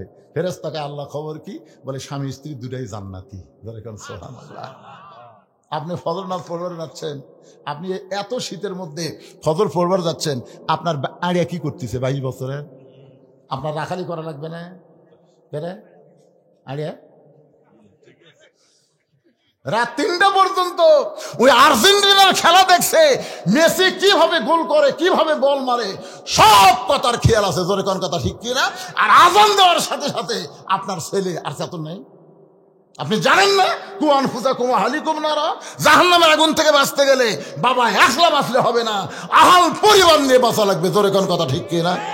তাহলে আপনার ছেলে নামাজ পড়েন, আপনি নামাজ পড়বেন। 6 বছর থেকে নামাজের তালিম দেওয়া লাগবে। 10 বছর থেকে ঘাড় ধরে মসজিদে নিয়ে ওঠা লাগবে। এ রাখালি করার দরকার আছে না? কথা কম না কেন? আপনার 15 বছরের একটা বকনা, বকনা মানে একটা মেয়ে আছে, বড় আদরের মেয়ে। এই মেয়েটা কি করতেছে, আপনি বাবা হিসাবে রাখালি করার দরকার আছে না নাই? কথা কোন আছে না নাই? হাইল পরে কিলকিল করে ঘরে, গোটা উত্তর পাড়া দক্ষিণ পাড়ার ছেলেরা সব মিস কল মারে। এখন আপনি বাবা হিসাবে চিন্তা করেন তো, আপনার মেয়েকে আপনি পরিমণি করবেন না ফাতেমা বানাবেন? এ জোরে কোন, যারা বিয়ে করেনি তারা কয় ফাতেমা। এ তুই বিয়ে করছো, তুই তো ফাতেমা, ফাতেমার কি বুঝিস তুই? না, যাদের মেয়ে আছে আপনারা বলেন ভাই, মন খারাপ করেন না, যাদের মেয়ে 15, 16, 17 বছর আছে এখনো বিয়ে দেন নাই, আপনার এই মেয়েকে আপনি কি বানাবেন? পরিমণি বানাবেন না ফাতেমা বানাবেন? আল্লাহ নবী বলেছেন ফাতেমা তুই কখনো মনে করিস না তোর বাবা আল্লাহর নবী বলে আল্লাহ তোকে জান্নাত দিবে, এটা কখনোই মনে করিস না মা। জান্নাতে যাইতে গেলে জান্নাতের আমল করে তোকে জান্নাতে যেতে হবে। ফাতেমা বলে বাবা কি আমল করলে আল্লাহ আমাকে জান্নাত দিবে? রাসূল বলে ফাতেমা মাত্র 4টা আমল করবি। 1 নম্বর হলো নামাজ, 2 নম্বর রমজান মাসের রোজা, 3 নম্বর সতীত্বের হেফাজত পর্দা করা, 4 নম্বর স্বামীর খেদমত করা। এই 4টি আমল যদি করতে পারিস ফাতেমা, আল্লাহ খুশি হয়ে 8টা জান্নাতের দরজা খুলে দিবে, যে কোনো দরজা দিয়ে তুই জান্নাতে যাবি। সেদিন থেকে ফাতেমা নবীর মেয়ে হিসাবে না, আমল করে জান্নাতে যাওয়ার জন্য এমন আমল করলেন সাইয়্যিদাতুন নিসা আহলিল জান্নাহ ফাতেমাতুজ জোহরা। এই ডিগ্রি যখন আল্লাহ নবীর কাছে শুনাইলেন, নবী দৌড়ে এসে ফাতেমাকে বললেন ফাতেমা রে, আল্লাহ তোমাকে একটা ডিগ্রি দিয়েছে। ফাতেমা বলে বাবা কি ডিগ্রি দিল? বলে সাইয়্যিদাতুন নিসা আহলিল জান্নাহ, জান্নাতীদের নেত্রী বানাইছে।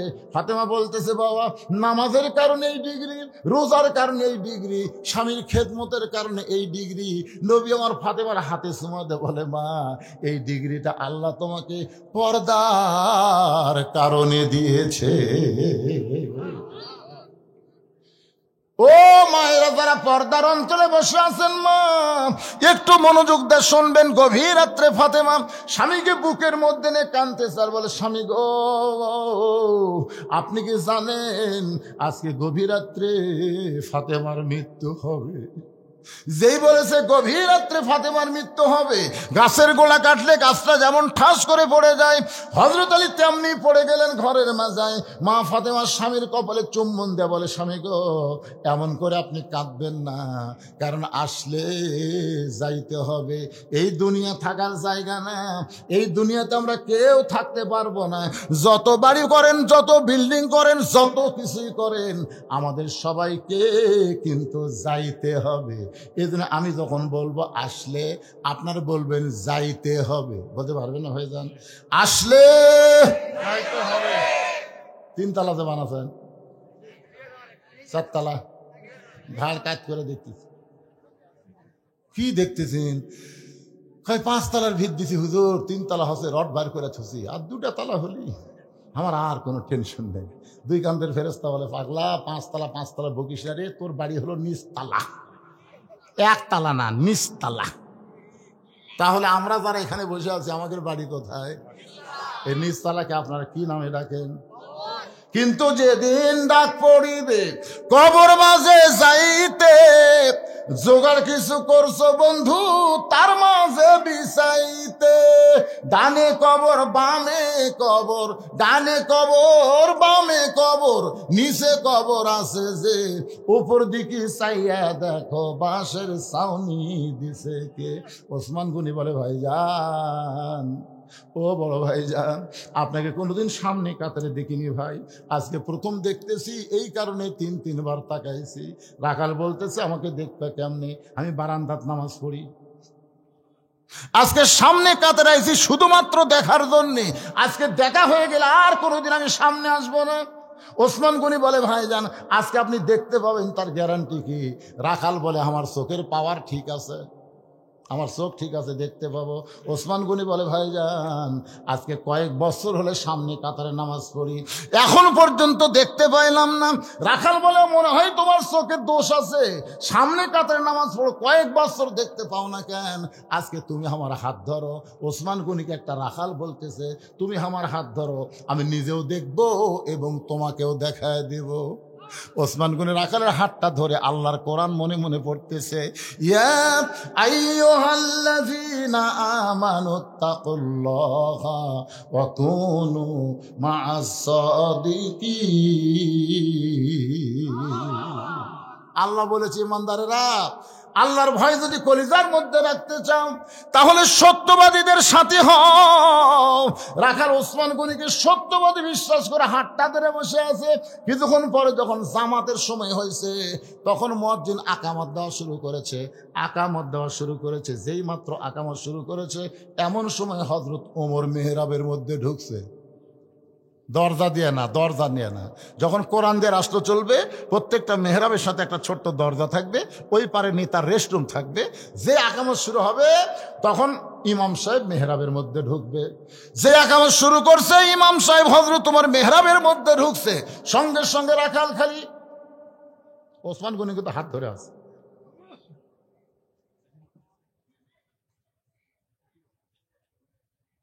চিন্তা করতে এটাই তো, একই তো আমি তওবা পড়াছিলাম, এটা কি তো আমি মুনাফিক করছিলাম, একই তো ভণ্ড গোলাম রে। কে রে উমরক দেখ পেরে এসে এই জায়গাতেই কেরে মনে মনে এই কথা চিন্তা করতেছে। রাখাল যেই মাত্র কইছে কত কামাদিস সালাহ, সঙ্গে সঙ্গে রাখাল আল্লাহু আকবার। মুয়াজ্জিন যেই মাত্র বলেছে কত কামাদিস সালাহ, সঙ্গে সঙ্গে রাখাল আল্লাহু আকবার। ওসমান গনি হাতটা ছাড়া দিয়ে বলতেছে, ভাইজান, ইমাম সাহেব যখন ভুল করে তখন মানুষ লোকমা দেয়, আল্লাহু আকবার বলে। এখন পর্যন্ত আকামতি শেষ হয় নাই আর তুমি আল্লাহু আকবার লোকমা দিলে। রাখাল বলতেছে, এই জন্যই তো তুই কানা, এই জন্যই কয়েক বছর সামনে কাতারে নামাজ পড়িস, এখন পর্যন্ত দেখবার পাস না। পাগল রে, আমি কি জন্য লোকমা দিলাম তুই কি জানিস না? এমন সময় দ্বিতীয় কাতার থেকে একজন সাহাবী দৌড়ে এসে রাখালের হাতটা হ্যাঁচকা দিয়ে ধরে বলে, পাগল রে, তোর সামনে দেখার পরই আমার সন্দেহ হয়েছে, এতক্ষণ যে মানুষটা তোর হাত ধরেছিল বলতে পারিস এই মহামানবটাকে? যেই মানুষটাকে তুই কানা কানা বলে তিরস্কার করলি, এই মহামানবটাকে তুই কি বলতে পারিস? রাখাল বলতেছে, আমি বারান্দাত নামাজ পড়ি, আমি ভিতরের কাউকে চিনি না। আমি বারান্দাত নামাজ পড়ি, আমি ভিতরের কাউকে চিনি না। সাহাবী বলে, কান্দার বলে, ভাই রে, যাকে তুই কানা কানা বলে তিরস্কার করলি ও হলো আল্লাহর নবীর ডবল জামাই ওসমান গনি। রাখাল ছোট বাচ্চার মতন ছটফট করে। এই জন্যই বারান্দাত নামাজ পড়ি, এই জন্যই মসজিদের ভিতরে ঢোকার সাহস পাই না। মসজিদের ভিতরের সাহাবীদের আমি কেমনে চিনবো? কিন্তু এই পথিক আমার সর্বনাশ করছে। আমার দিকে খেয়াল করে শোনেন, রাখাল এভাবে আঙ্গুল তুলে ওমর ফারুককে দেখায় বলতেছে, ওই পথিক আমার সর্বনাশ করছে। ওই পথিক আমারে কইছে, সামনে কাতারে যদি নামাজ পড়ো তাহলে হযরত ওমরকে তুমি দেখতে পাওয়া। আমার সারা জীবনের সাধনা শুধু একটা বার হযরত ওমরকে দেখতে চাই। আজকে হযরত ওমরকে দেখতে এসে ওই মেহরাবের মধ্যে পথিককে যদি দেখতে পায় তাহলে তোমরাই বলো লোকমা দেওয়া ছাড়া তো আমার উপায় নাই। আমি আল্লাহু আকবার লোকমা দিয়া ওই প্রতীককে মেহরাব থেকে সরাবো। ওই জায়গায় হযরত উমরকে আমি এক নজর দেখতে চাই। হাজার হাজার সাহাবীরা কান্দে।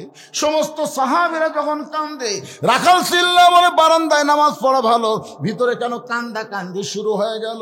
ওসমান গনি বলে, রাখাল ভাই, ভিতরে কান্দার কারণ হলো তুমি যারে পথিক পথিক বলতেছ তিনি হলেন হযরত ওমর। গাছের গোড়া কাটলে গাছটা যেমন ঠাস করে পড়ে যায়, রাখাল তেমনি পড়ে কাটা মুরগির মতন ছটফট করে আর পাগলের মতন বলে, আমির আল মুমিনিন, আমি আপনাকে তওবা পড়াইছি, আমি আপনাকে মুনাফিক কইছি, আমি আপনাকে ভণ্ড কইছি, এত কথা বলেছি গো আমি রদম রাখালকে, আপনি কিছুই বলেননি। সাথে সাথে হাজার হাজার সাহাবী, এই কে রে, এই মেহরাবের মধ্যে কে রে, কারে তওবা পড়াইছে, কারে মুনাফিক কইছে, কারে ভণ্ড কইছে? যে ওমর রাস্তাতে গেলে শয়তান 40 দিন যায় না, আর তার সামনে কি বকওয়াজ করতেছে? কারে তওবা পড়াছে, কারে মুনাফিক কইছে, কারে ভণ্ড কইছে, সমস্ত সাহাবী যখন চিল্লা চিল্লি, এমন সময় ওমর ফারুক বললেন, আতিউল্লাহ ওয়া আতিউর রাসূল ওয়া উলিল আমরি মিনকুম। এই লোকটা আমাকে তওবা পড়াইছে, আমাকে মুনাফিক বলেছে, আমাকে ভণ্ড বলেছে, তোমরা কি আর বিচার চাও? সমস্ত সাহাবী দুই হাত তুলে বলতেছে, অবশ্যই বিচার চাই। আপনি হলেন আমাদের আমির, আর আপনার তওবা পড়াবি, আপনার মুনাফিক, আপনার ভণ্ড, এত বড় কথা তাও মসজিদের মেহরাবের মধ্যে বলবে, অবশ্যই বিচার চাই। ওমর ফারুক বললেন, আজকে বিচার মানুষের আইন দিয়ে হবে না, আজকে বিচার হবে আল্লাহর আইন দিয়ে। সমস্ত সাহাবীরা আল্লাহর কোরআনের বিচার দেখবে। ওমর ফারুক বললেন, এই মুহূর্তে যদি আমি বিচার শুরু করি তাহলে ফজরের নামাজ আমাদের সময় চলে যাবে, এই জন্য আগে আমরা নামাজ পড়বো, তারপরে এর বিচার আমরা আল্লাহর কোরআন দিয়ে করব। কোরআন দিয়ে কারা কারা আল্লাহর বিচার দেখবেন? সমস্ত সাহাবীরা বললেন, আমরা দেখতে চাই। আমার সামনে যারা বসে আছেন, আপনারা কি দেখবেন ভাই? এতদিন তো বহু অবিচার দেখলেন, আজকে একটা বিচার দেখেন, আল্লাহর কোরআনের বিচার কেমন, কারা কারা দেখবেন? দুই হাত তুলে আমার আল্লাহকে একটু দেখান। এ কে হাত তোলেনি দেখেন তো, কে হাত তোলেনি? লিল্লাহে তাকবীর, হাত নামান। মাশাআল্লাহ, আজকে আল্লাহর কোরআনের বিচার কেমন হয় নিজের চোখে আমরা দেখে এখান থেকে বাড়ি যাবো ইনশাআল্লাহ। আমার কলজা ভরে গেছে। এখন এইভাবে পানি পড়লো কিভাবে? হায় হায় রে, খালি চট চট করে আইছে রে, না থাকার সরার দরকার নেই। আল্লাহ যার গায়ে লিওর পড়লো, যার গায়ে পানি পড়লো, আল্লাহ যদি বলে ওই শরীরের জন্য আমি জাহান্নামের আগুন হারাম করে দিলাম। কারণ এটা তো কোরআনের মাহফিল, জান্নাতের বাগান, ঠিক কিনা বলেন? আমার গাঁত পড়তেছে, আপনাকে গাঁত তো পড়তেছে ভাই, কলজা আমার ভরে গেছে রে। এতক্ষণ একটা লম্বা আলোচনা করলাম, ওটা নাই বসে না, দুই একজন গেছে, আমি দরজা দিয়ে খেয়াল করছি যে গেল কি, একবারে গেল নাকি না, তারপর দিক আবার ঘুর করে ঘুরে আসে। না ওরা যাচ্ছে, একটু বুঝেছেন না, কেউ পেশা করে যাচ্ছে, কেউ আবার একটু টান। শীতের দিন বুঝতেছেন না, শীতের দিন কিন্তু বিড়ির একটা মজাই আলাদা, তাই বলে আপনাদের আবার খান না। সবাই আল্লাহর আইনের বিচার দেখবেন। হজরের নামাজ পড়তে হজরত ওমরের পড়াইতে মাত্র 5 থেকে 10 মিনিট সময় লাগবে। এই 10টা মিনিট পরে আল্লাহর কোরআন দিয়ে বিচার চাক্ষুষ আজকে আপনারা দেখা যান আল্লাহর কোরআন কারে কয়। এই 10 মিনিটের মধ্যে আমি একটু আপনাদের জন্য মাদ্রাসার জন্য একটু ব্যাগ পাঠাবো, মাদ্রাসার জন্য একটু দান আদায় করব। এই মাদ্রাসায় বাপ মা মারা গেছে, আপনাদের বাপ মা যাদের মারা গেছে, এই নবীর এতিম মাদ্রাসায় কোরআন শরীফ একটা দান করবেন। বাপ মা রোহের মাগফিরাতে একটা কোরআন শরীফ দান করবেন। এক কোরআন শরীফ মাত্র 500 টাকা, আপনি 500 টাকা দিবেন, একটা কোরআন দানের সওয়াব আল্লাহ আপনার বাপ মার কবরে দিবে। আর যারা 500 টাকা দিবেন না, আপনার কাছে ব্যাগ যাবে, রুমাল যাবে। এই যে মাদ্রাসার ছাত্ররা কোথায় বাবা, রেডি আছো? হ্যাঁ যাও, ব্যাগ নিয়ে যাও। এই তো মাশাআল্লাহ মাশাআল্লাহ, আল্লাহ তোমার একজন বান্দা বাপ মা মারা গেছে, দুইজনে, আরে বাপ মা দুইজনে কবরে গেছে, বাপ মার রোহের মাগফিরাতে আল্লাহ তোমার নবীর এতিম মাদ্রাসায় কোরআন শরীফ বাবদ 500 টাকা দান করেছে। আল্লাহ এই কোরআন দানের ওসিলায় বাপ মার কবরকে জান্নাতের টুকরা বানায় দেন, জোরে কোন আমিন। এতগুলো মানুষের মধ্যে মাত্র 100টা কোরআন শরীফ আমি চাই, খালি 500 টাকা দিবেন, বাপ মার কবর আল্লাহ জান্নাত বানায় দিবে। পৃথিবীর শ্রেষ্ঠ দান নবীর মাদ্রাসায় একটা কোরআন। কত আছে? মাশাআল্লাহ, আল্লাহ তোমার আরেকজন বান্দা কোরআন শরীফ বাবদ 500 টাকা দান করেছে। আল্লাহ কোরআন সবচাইতে বড় দান, আল্লাহ কবুল করে নেন। বাপ মা যদি কবরে যায়, এই দানের উসিলায় কবরকে জান্নাতের টুকরা বানান। আর একটা কোরআন শরীফ বাবদ 500 টাকা পাওয়া গেছে, আল্লাহ কবুল করেন। পিতামাতা যেন সুস্থ থাকে, সুস্থতার জন্য 200 টাকা দান করছে, আল্লাহ দানকে কবুল করেন। কত আছে? মডার্ন ক্লিনিক এবং ডায়াগনস্টিক সেন্টার কোন জায়গাতে? শেরপুর, ওই বগুড়া শেরপুর। আচ্ছা রে বাবা, এটি কি আছে আপনার? ডাঁটের সময় রে। 20টা কোরআন শরীফ বাবদ 10,000 টাকা ধরে বলেন মারহাবা। আল্লাহ তার ব্যবসার মধ্যে বরকত দিও। আপনজন যারা কবরে গেছে, আল্লাহ তাদের কবরকে জান্নাতের টুকরা বানাও, জোরে কোন আমিন। কোরআন শরীফের বিচার দেখবার চাই, কেউ যদি উঠে যায়, আল্লাহ ওই যেন প্যারালাইসিস হয়ে মরে। আল্লাহ এখনই হাত তুলেছে, না দেখে চলে যাবেন, 2টা পাও প্যারালাইসিস হবে, কাইন্দা মরবেন, আর হাঁটতে পারবেন না। ভাই দিচ্ছি আদায় 10 মিনিট ধরে কর্ম, তো অসুবিধা কি? ও তো আবার আছে, হায় হায় হায় হায় রে, আপনাদের জন্য আবার তবারক আছে, মাথায় নষ্ট। এত লোক তবারক দিবেন ইনশাল্লাহ। সবার জন্য তবারক মানে বিরিয়ানি আছে, বিরিয়ানি বিরিয়ানি লিচ্ছি বাবা। মেয়ে মারা গেছে, মেয়ের জন্য 2টা কোরআন শরীফ বাবদ 1000 টাকা দান করেছে, আল্লাহ কবুল করেন। জি আরে মায়ের বয়স বাঁচা আছে, মায়ের জন্য দোয়া চাই। 6টা কোরআন শরীফ বাবদ 3000 টাকা দান করেছে আমার এই ভাই। 115 বছর মায়ের বয়স, এখনো জীবিত আছে। আল্লাহ মাকে আরো হায়াত দাও, সুস্থতা দান করে, জোরে গান আমিন। মায়ের মতো আপন কেহ নাই রে দুনিয়ায়, মা জননী নাই রে যাহার, মা জননী নাই রে যাহার, এই দুনিয়ায় তাহার কেহ নাই।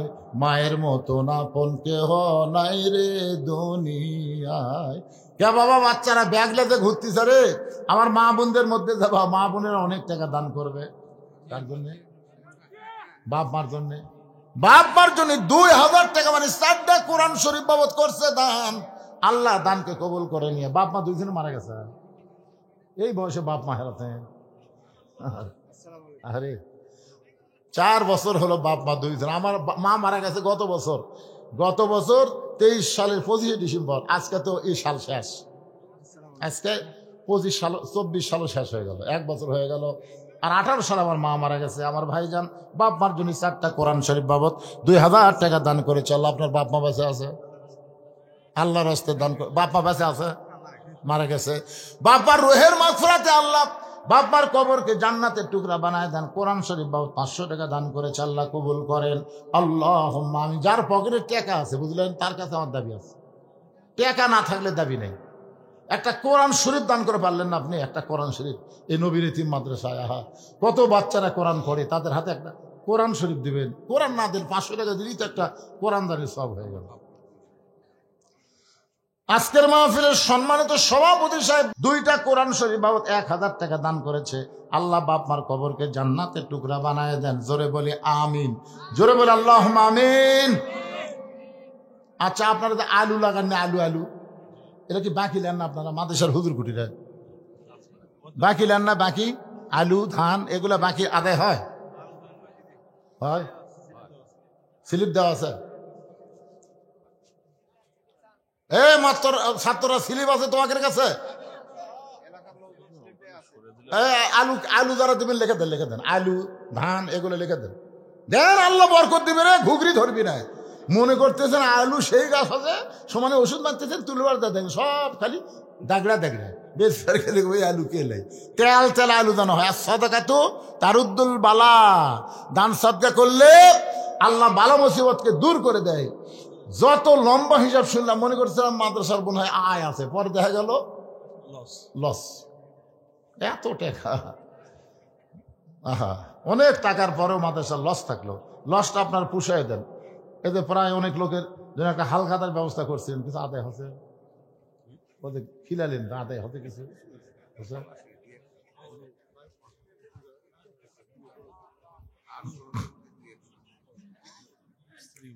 স্ত্রী মারা গেছে, রুহের মাগফিরাতে 2টা কোরআন শরীফ বাবদ 1000 টাকা দান করেছে। আল্লাহ লা ইলাহা ইল্লাল্লাহ, লা ইলাহা ইল্লাল্লাহ, লা ইলাহা ইল্লাল্লাহু মুহাম্মাদুর রাসূলুল্লাহ। ফাতেমা বলে, স্বামী গো, এমন করে আপনি কাঁদবেন না। এই দুনিয়া থাকার জায়গা না, আসলে যাইতে হবে। যত বড় রাজা হও, বাদশা হও, যত বড় বিল্ডিং বাড়ি তৈরি করো, থাকতে পারবা না। রিটার্ন টিকিট আসলে যাইতে হবে। ধরে কোন কথা ঠিক কি না? কতজনকে কত কি দিলাম, যাবার কালে একজন আরো দেখা না পাইলাম। ও আমার সাদের মালা যায় রে ছিঁড়ে, রইব না আর বেশি দিন তোদের মাজারে। ডাক দিয়াছেন, ডাক দিয়েছেন আল্লাহ আমারে, কোন দয়াল বাদ দেন, ডাক দিয়েছেন আল্লাহ আমারে, রইব না আর বেশি দিন তোদের মাঝারে, চলতে পথে 2 দিন থামিলাম কয়দিন। মনে করতেছেন হায় হায় আচ্ছা আর যাবো না রে, বসছি আর নামবো না রে, কি মশান দিয়ে আচ্ছা আর যাবো না। কি কন যাবেন না? এ কথা কন যাবেন না?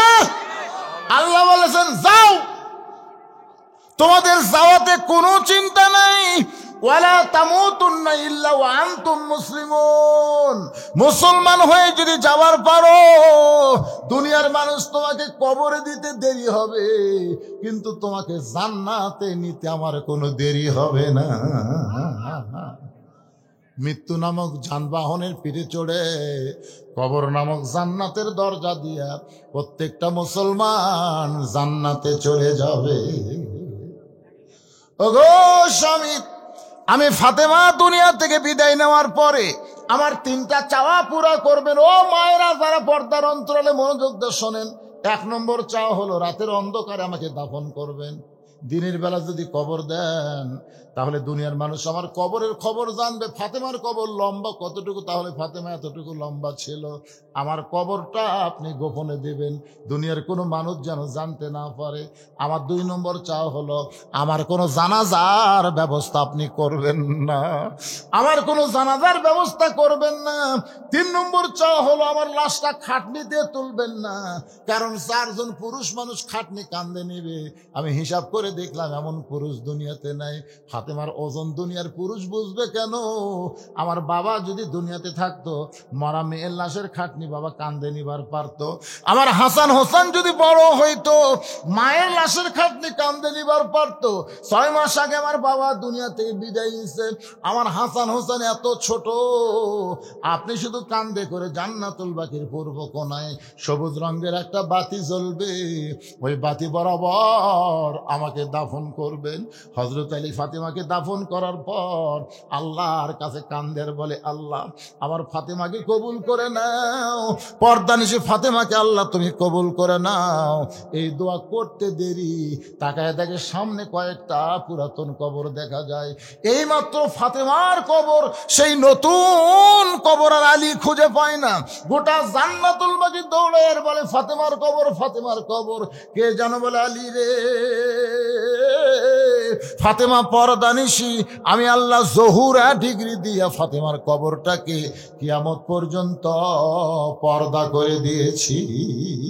আমার মায়েরা যারা পর্দার অন্তর আছেন, মা আপনাদের 1 নম্বর নেক আমল হলো পর্দা। এই পর্দার মধ্যে থাকবেন। আমল যদি কম হয়, পর্দার মধ্যে থাকার কারণে আল্লাহ ফাতেমার সঙ্গে আপনাদের জান্নাত দিয়া দিবে। ফজরের নামাজ শেষ হয়ে গেছে, সমস্ত সাহাবীরা আল্লাহর কোরআনের বিচার দেখবে। ইন্নাল্লাহা ইয়ামুরুকুম আন তুআদ্দুল আমানাতি ইলা আহলিহা ওয়া ইযা হাকামতুম বাইনান নাস আন তাহকুমু বিল আদল। সুবহানাল্লাহ বলেন। কার বিচার? আল্লাহর কোরআনের বিচার। আর আমাদের বাংলাদেশের বিচারের খবর জানেন? 6 বছর আম বাগানে চাষ করছে, জ্যৈষ্ঠ মাসে দেখতে গেছে আম পাকছে কিনা, যা দেখে গাছের ডালে বসে ছোট্ট বাচ্চা আম পাড়তেছে আর ব্যাগের মধ্যে তুলতেছে। বাগানের মালিক কয়, আমি খাইনি, আমার পরিবারে কেউ খায়নি, তুই আমার কাছে আম পাড়তেছিস, তোর বাপ হোক যা বিচার দেবো রে, তোর বাপ হোক বিচার দেবো। ছেলে খালি মুচকে মুচকে হাসে। বাগানের মালিক বলে, হাসিস কেন? বলে, আমার বাপ হোক কোথায় খুঁজবার যাবেন, আমার বাবাও আর এক গাছে চড়ছে।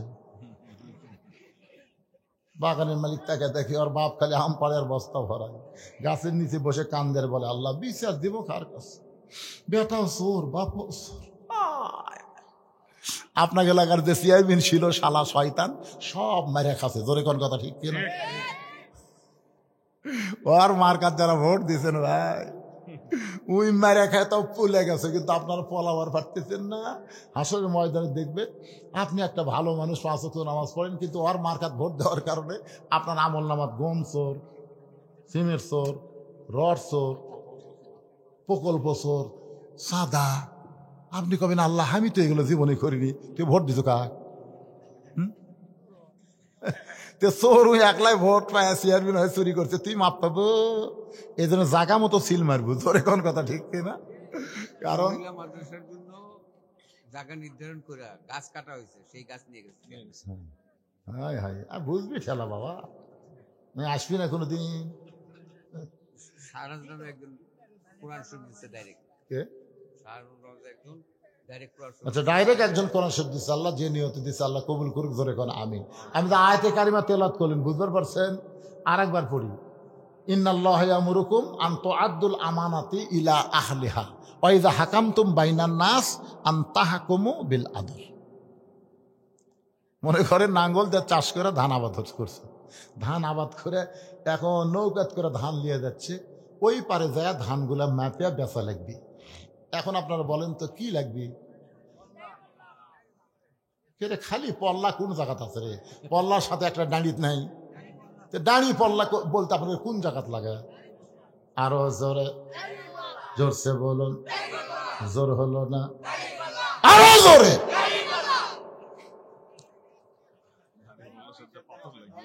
ওয়াল ওয়াজনা বিল কিস্তি ওয়ালা তুখসিরুল মিজান। আমার ভাই আবার একটা গ্যাটিস মারতেছে, পাথর লাগবে, পাথর। আর নাহলে স্কেল মিটার লাগবে। আল্লাহর বান্দার একটু মনোযোগ দিয়ে শোনেন। নামাজ শেষ হয়ে গেল, প্রত্যেকটা সাহাবীরা তাকায় আছে রাখালের বিচার হযরত ওমর কেমনে করে। সবাই তাকায় দেখে ওমর ফারুক সামনে কাতার থেকে রাখালকে এক টানে তুলে বুকের মধ্যে নিয়ে কপালে একটা চুমা খায়। সব সাহাবী বলে, আমির আল মুমিনিন, বিচারের নামে আপনি এটা কি করলেন? যে আপনাকে তওবা পড়াইছে, যে আপনাকে মুনাফিক কইছে, যে আপনাকে ভণ্ড কইছে, তারে বিচার না করে বুকের মধ্যে নিয়ে কপালে চুমা দিলেন। ওমর ফারুক কান্দার বলে, সাহাবীরা রে, রাখালের এত কথা হজম করার পিছনে একটাই মাত্র কারণ, আমি রাখালকে দেখি নাই, রাখালের ভিতর আমার আল্লাহর কোরআন দেখতে পাই। শুধু আল্লাহর কোরআন দেখার জন্য আমি এত কিছু হজম করেছি। আজকে আপনারা কি বুঝলেন? লিয়াবলুয়াকুম আইয়ুকুম আহসানু আমালান ওয়া হুয়াল আজিজুল গফুর। সুন্দর আমলের পরীক্ষায় যদি পাশ করতে চান, তাহলে মানুষের আইন দেওয়া হবে না, আমার আল্লাহর কোরআন লাগবে। জোরে কোন ঠিক কিনা? কারা কারা ঠিক বলেন? দুই হাত তুলে আল্লাহকে একটু দেখান তো ভাই। লিল্লাহু আকবার। আল কোরআনের আলো সংসদে জালো। কিসের ঘরে ঘরে রে? ঘরে ঘরে কোরআন জানাবেন, আর চোর বাটপার করে সংসদ পাঠাবেন নাকি? এক মমতা সংসদ পাঠে কি হতে দেখছেন? এক মমতার সংসদ যায় সমস্ত মৌলবীর বিরুদ্ধে, সব মৌলবী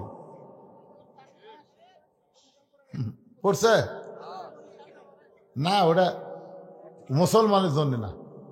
আমরা নববর্ষ, এদ ইংরেজি নববর্ষ এখন শুরু হয়ে গেছে। ও তাই তো রে, আরে বারে 25 সালের 1 তারিখ রে। আমরা তাহাজ্জুদের নামাজ দিয়ে এই নতুন বর্ষকে বরণ করে নিব। অতীতের যে বর্ষ চলে গেল 24 সাল, আমরা তওবা করব। আল্লাহ, যা করার দরকার ছিল তা হয়নি, কিন্তু মহান একটা নিয়ামত পাচ্ছি, হাসিনা পলাছে, আমরা স্বাধীন হচ্ছি। তোর এখন কথা ঠিক না? এটা হলো 24 সালের আল্লাহর নিয়ামত। 25 সালে আমরা আর একটা নিয়ামত চাই, হাসিনা ফ্যাসিস্ট পলাই গেছে, আল্লাহর কোরআনের বাংলাদেশ যেন হয়। তাহাজ্জুদের নামাজ পড়বো, আর আজকে ফজরের নামাজ জামাতে আদায় করব ইনশাআল্লাহ। কারা কারা ফজর নামাজ পড়বেন না দেখে হাত তোলেন তো। না, যারা পড়বেন না, এই শোনেন, এই শোনেন, আজকে কিন্তু বছরের শুরু ভাই রে। আজকে যদি খালি ফজরটা পড়ে পারবে, আল্লাহ সারা বছরের জন্য আল্লাহ আপনাকে নামাজের মধ্যে নাম লিখে নেবে। সুবহানাল্লাহ বলেন। আমরা নতুন বর্ষ এইভাবে পালন করব, কোনো গান না, বাজনা না, ঢোক ঢাক না। কথাটা বুঝলেন না? আমরা মুসলমানের বাচ্চা, মুসলমানের সন্তান, আল্লাহর শুকরিয়া আদায় করে আমরা নতুন বর্ষকে উদযাপন করতে চাই। আল্লাহ যেন তৌফিক দেয়। জোরে কোন আমিন। বাবা মা ভাই সবাই মারা গেছে, রোহের মাগফিরাতে 400 টাকা দান করে, চল 500 দিছে, 500 টাকা কোরআন শরীফ বাবা দান করেছে। আল্লাহ সকলের কবরকে জান্নাতের টুকরা বানান। ধরে কোন আমিন। ইস্তেগফার পড়েন, মোনাজাতের পরে আপনাদের জন্য কিন্তু তবারক আছে, বুঝলেন? খালি খালি যান, যাইন না, তবারকের ব্যবস্থা আছে। আস্তাগফিরুল্লাহ রব্বি মিন কুল্লি জামবি ওয়া আতুবু ইলাইহি আস্তাগফিরুল্লাহ রব্বি মিন কুল্লি জামবি ওয়া আতুবু ইলাইহি আস্তাগফিরুল্লাহ রব্বি মিন কুল্লি জামবি ওয়া আতুবু ইলাইহি লা হাওলা ওয়া লা কুওয়াতা ইল্লা বিল্লাহিল আলিয়্যিল আযীম। আপনারা কি কিছু বলবেন? দোয়া করে দেব। আল্লাহুম্মা আমিন। আল্লাহ 24 সালে ওয়াজ শুরু করেছিলাম, 25 সালে এসে মোনাজাত শুরু করলাম। মাবুদ মাওলা একটা বছর আমাদের মাঝ থেকে বিদায় হয়ে নতুন আর একটা বছর শুরু হয়ে গেল। আল্লাহ তোমার বান্দারা বান্দিরা আরামের বাড়ি ঘুমকে বাদ দিয়া কত কষ্ট করে এই জান্নাতের বাগানে বসে বসে কোরআন হাদিসের আলোচনা শোনার পরে আমি গুনাহগারের সঙ্গে রহমতের দরজায় ফকির হয়ে দোকানা হাত তুলেছি। আল্লাহ মেহেরবানি করে আজকের মাহফিল আমাদের সকলের হেদায়েতের জন্য, নাজাতের জন্য, জান্নাতের জন্য কবুল করো। এই মাহফিলের শুরু থেকে শেষ পর্যন্ত যত আলোচনা হয়েছে আল্লাহ, এর মধ্যে যদি ত্রুটি হয়, ভুল হয়, মাফ করে দিও। এর যা হাদিয়া মঞ্জুর করো সোনার মদিনায় নবী পাকের রওজা মুবারকে আল্লাহ কবুল করো। তামাম আম্বিয়াই কেরাম, আসহাবে কেরাম, তাবিনী কেরাম, তাবা তাবিনী কেরাম, তামাম পৃথিবীর মাটির নিচে যত মুমিন মুমিনাত আল্লাহ কবরে গেছে সকলের কবরকে জান্নাতের টুকরা বানাও। আমরা যারা হাত তুলেছি আমাদের জনম দুঃখনী মা মা যাদের কবরে গেছে আল্লাহ, ছোট্ট একটা শব্দ হলো মা, এ নামের মধ্যে কি মধু আছে, যাদের মা নাই তারাই বুঝতেছে। এই দরদের মা যাদের কবরে গেছে আল্লাহ, মায়ের কবর জান্নাতের টুকরা বানায় দাও।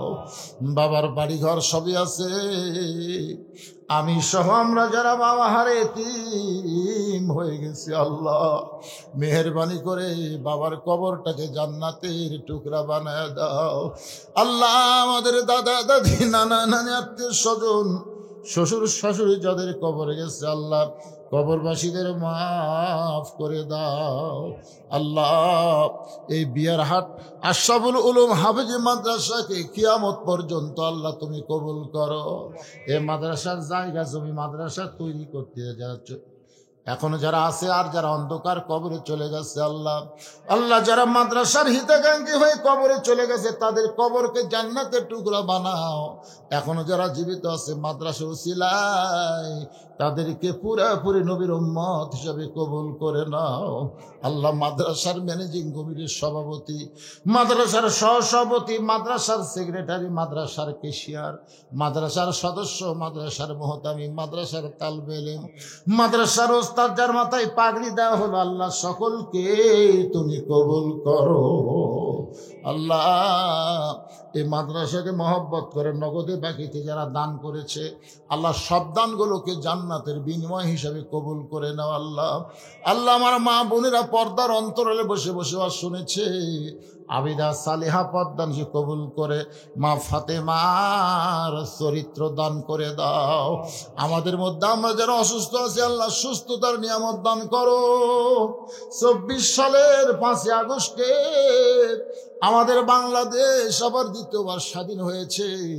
এই স্বাধীনতার জন্য 2000-এর বেশি ছাত্র জনতা জীবন দিয়েছে। আল্লাহ তাদের সকলকে শাহাদত হিসাবে কবুল করে দাও। আল্লাহ যারা হাসপাতালে আছে অসুস্থ অবস্থায় পঙ্গু হয়ে আল্লাহ তাদের সকলের প্রতি খাস রহমত নাজিল করো। আল্লাহ 25 সাল পড়ে গেল, আল্লাহ কি করলাম 24 সালে আমরা জানি না। আল্লাহ মেহেরবানি করে 24 সালের ভুল ভ্রান্তি মাফ করে দিয়া আমাদের সকলকে 25 সালে তোমার গোলামি পুরাপুরি করার তৌফিক দিও। আল্লাহ 24 সালে ফ্যাসিস্ট হাসিনার পতন হয়েছে, 25 সালে তোমার কোরআনের বাংলাদেশ যেন কবুল হয়। আল্লাহ তুমি কবুল করে নাও। আল্লাহ আল্লাহ সবাইকে তুমি মাফ করে দাও আল্লাহ। আমার মিডিয়ার ভাইরা, আয় আল্লাহ তাআলা, একটা বছর চলে গেল, আবার 25 সাল পড়লো, তাদের ব্যবসা বাণিজ্যের মধ্যে বরকত দিয়া দিও আল্লাহ। রাস্তার মধ্যে যত বিপদ আপদ মুসিবত আছে, সমস্ত বিপদ আপদ মুসিবত থেকে আমার মিডিয়ার ভাইদেরকে আল্লাহ পুরাপুরি তুমি হেফাজত করো আল্লাহ। আয় আল্লাহ তাআলা, আমি গুনাহগার বলে দোয়া ফিরাই দিও না আল্লাহ। আজকের মাহফিলের সম্মানিত সভাপতি, সহসভাপতি, প্রধান অতিথি, বিশেষ অতিথিদের আল্লাহ তুমি কবুল করো। আমার মা বোনদের কবুল করো। কে কোন নিয়তে হাত তুলেছে আল্লাহ, সকলের নেক নিয়ত নেকাশাকে তুমি কবুল করো আল্লাহ। আমরা 24 সালে অনেক কিছু দেখলাম। বাংলাদেশ বিজয় হলো, সিরিয়া বিজয় হলো, আমরা 25 সালে মিশরের বিজয় চাই আল্লাহ। ফিলিস্তিনের মুসলমানকে আমরা বিজয় চাই। পৃথিবীর মানচিত্র থেকে ইসরায়েল ইহুদিকে আল্লাহ তুমি ধ্বংস করে দাও। তোমার বাইতুল মুকাদ্দাস মুসলমানকে তুমি ফিরিয়ে দাও আল্লাহ। আল্লাহ, আমাদের সকলের দোয়াকে তুমি কবুল করো আল্লাহ। একটা মিনিট একটু নিজের চোখটাকে বন্ধ করে মাথা নিচু করে সবাই বলেন, কত মানুষের জানাজার নামাজ আমরা পড়েছি, এই 2 হাত দিয়ে কত কবরে মাটি দিয়েছি। একদিন আমরা সবাই মরে যাব। যেদিন আমাদের মৃত্যু হবে, দিনটা যেন জুমার দিন হয়, মাসটা যেন রমজান মাস হয়। ইমানের সাথে, ইজ্জতের সাথে এই দুনিয়া থেকে বিদায় নেওয়ার সময় আমাদের জবানে তুমি জারি করে দিও, লা ইলাহা ইল্লাল্লাহু মুহাম্মাদুর রাসূলুল্লাহ সাল্লাল্লাহু আলাইহি সাল্লাম। আসসালামু আলাইকুম ওয়া রাহমাতুল্লাহি ওয়া বারাকাতুহু।